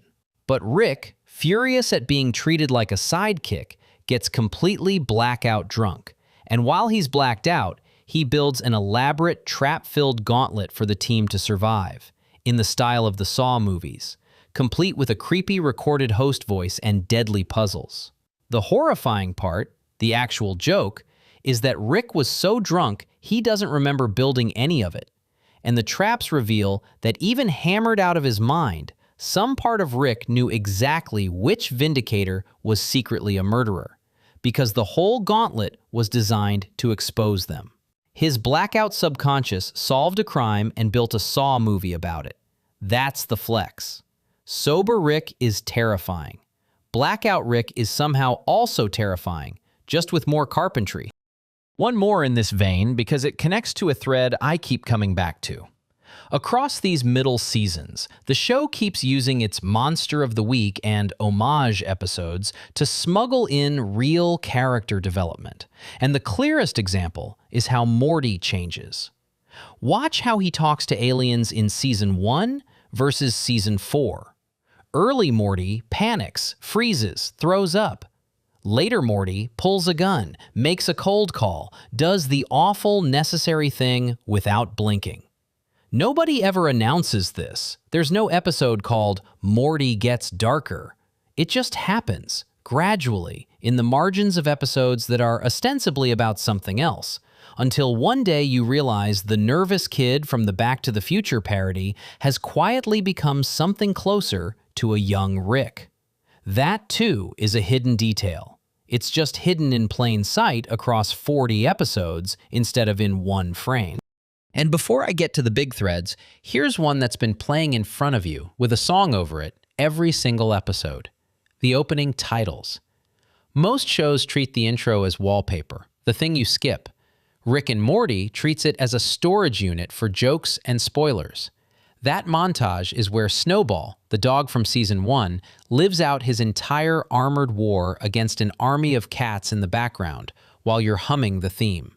It's where the show edited in Mr. Poopy Butthole during the Parasite episode to mess with your memory. The intro has flashes of adventures that, as far as anyone can tell, never actually became episodes.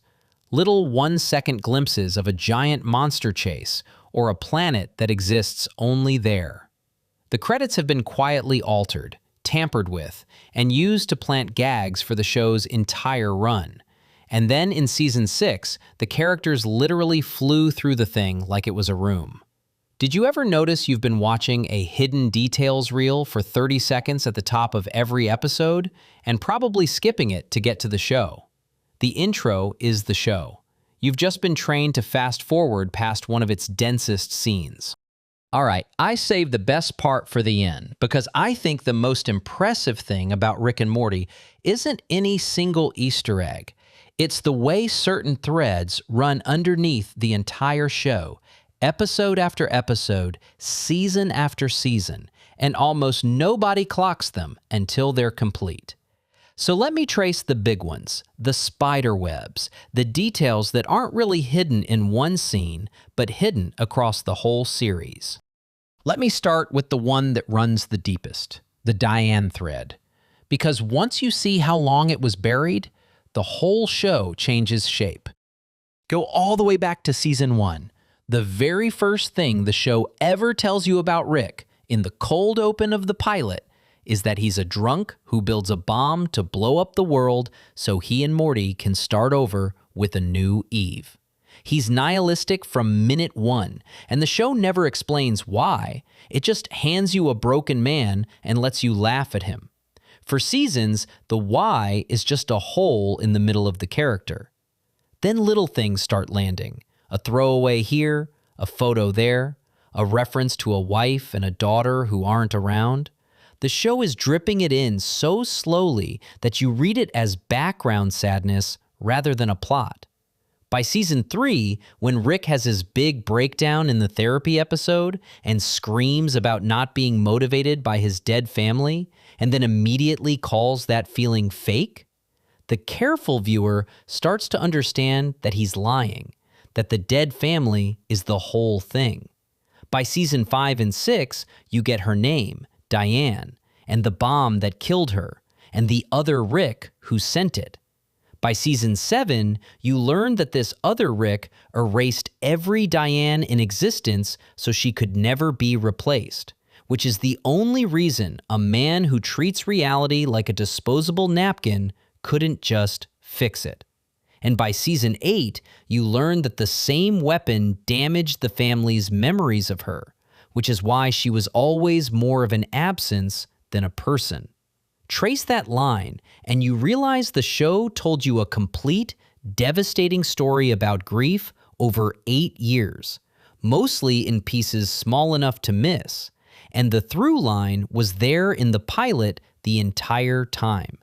The drunk in episode 1 was already mourning her. You just didn't have the word yet. Next, the central finite curve, because this is the best example of the show naming its biggest secret out loud and trusting you to forget. It first comes up in season 1, in the Citadel episode, wrapped in technobabble you're meant to wave off. It comes up again in season 3, in the Ricklantis mix-up, in a snack commercial, of all places, where a Rick is described as living a certain number of iterations from the curve. Both times it's a phrase, not an explanation. Then season 5 finally tells you what it is, a wall the Ricks built around all of infinity to keep only the realities where Rick is the smartest, an infinite crib around an infinite baby. And here's the part that makes it art instead of trivia. Both of the early mentions happen in Evil Morty episodes. The curve and its eventual destroyer were always introduced together. The show kept putting the lock and the key in the same scene and betting you wouldn't notice they belonged to each other. That's not foreshadowing as decoration, that's foreshadowing as a dare. Which takes me straight to Evil Morty himself, the slowest burn villain in modern animation. He debuts in season 1 as a background sidekick with an eye patch, secretly the real brains behind an evil Rick, and in that exact episode, our Rick warns that a cocky Morty leads to big problems and says he'll explain when Morty's older. He never does. Evil Morty then basically vanishes for 2 seasons until the Ricklantis mix-up in season 3, where, in the final minutes, a Morty candidate quietly wins control of the entire citadel of Ricks, and you realize the Eye Patch Kid has been playing a multi-season game. Then season 5, he blows a hole in the central finite curve and escapes the entire system, walking off into the unwalled multiverse, free of Ricks forever. And then, season 7, almost as a kindness, the show finally gives you his origin in a 5-second cold open. A Morty pushed past his breaking point by an unusually cruel Rick.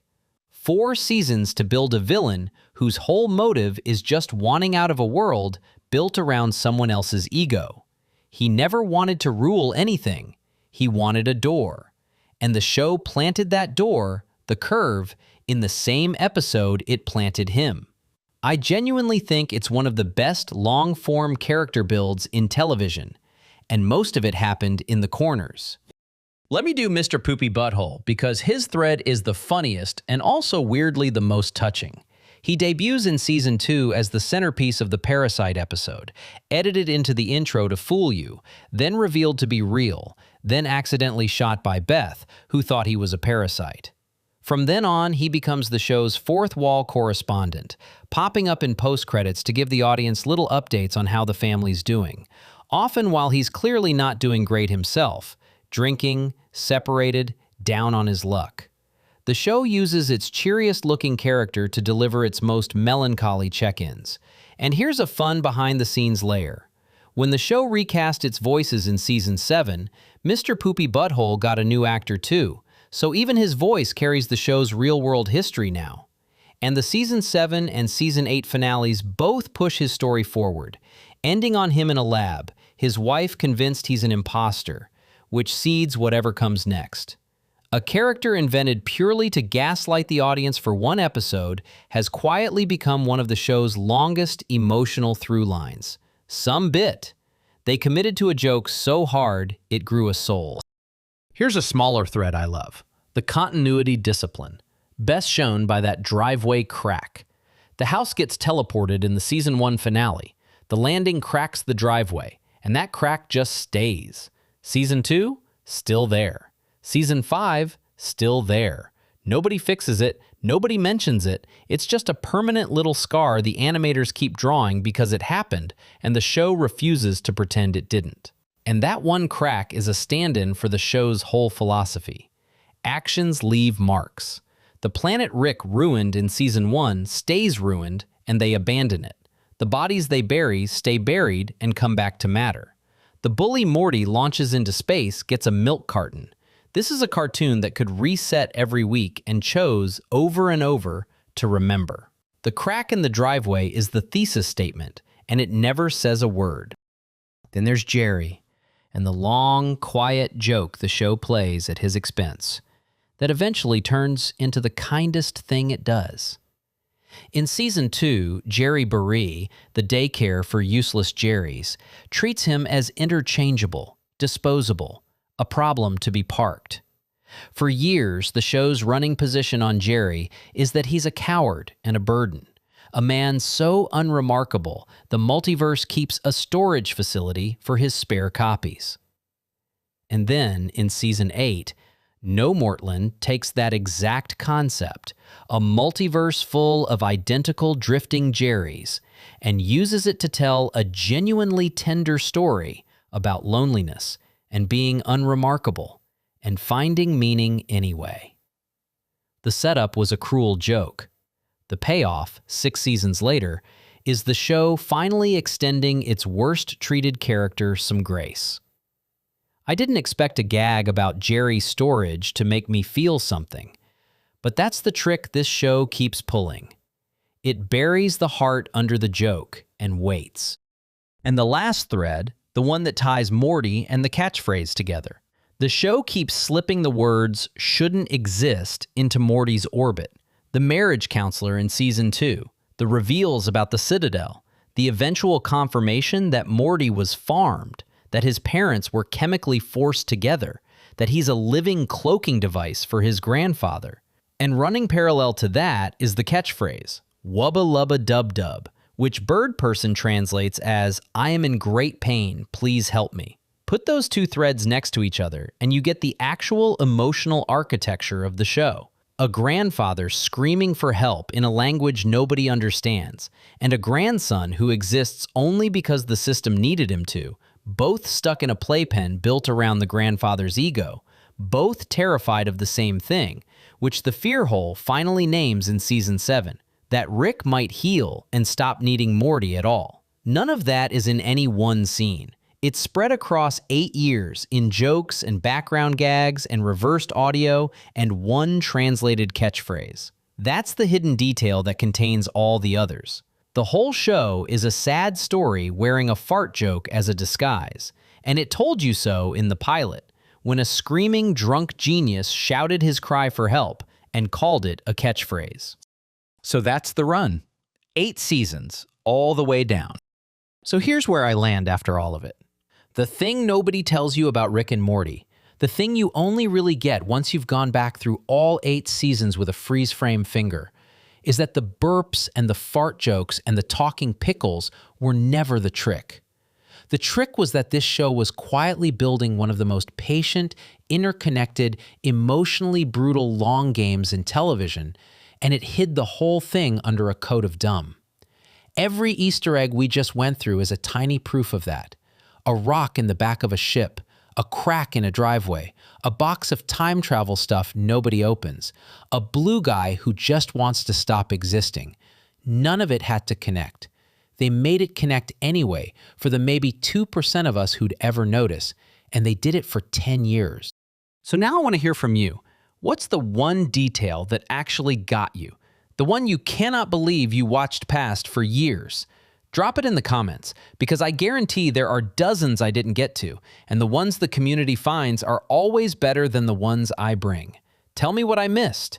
Fight me about my favorite episode if you have to. And if you made it this far, you already know what to do. Hit subscribe so the algorithm doesn't erase you from the timeline like a Diane, stick around for the next deep dive, and go easy on your rewatch, because you're about to notice everything. Wubba Lubba Dub Dub, which, as we now know, means, please help me, I have seen the rock and I cannot unsee it.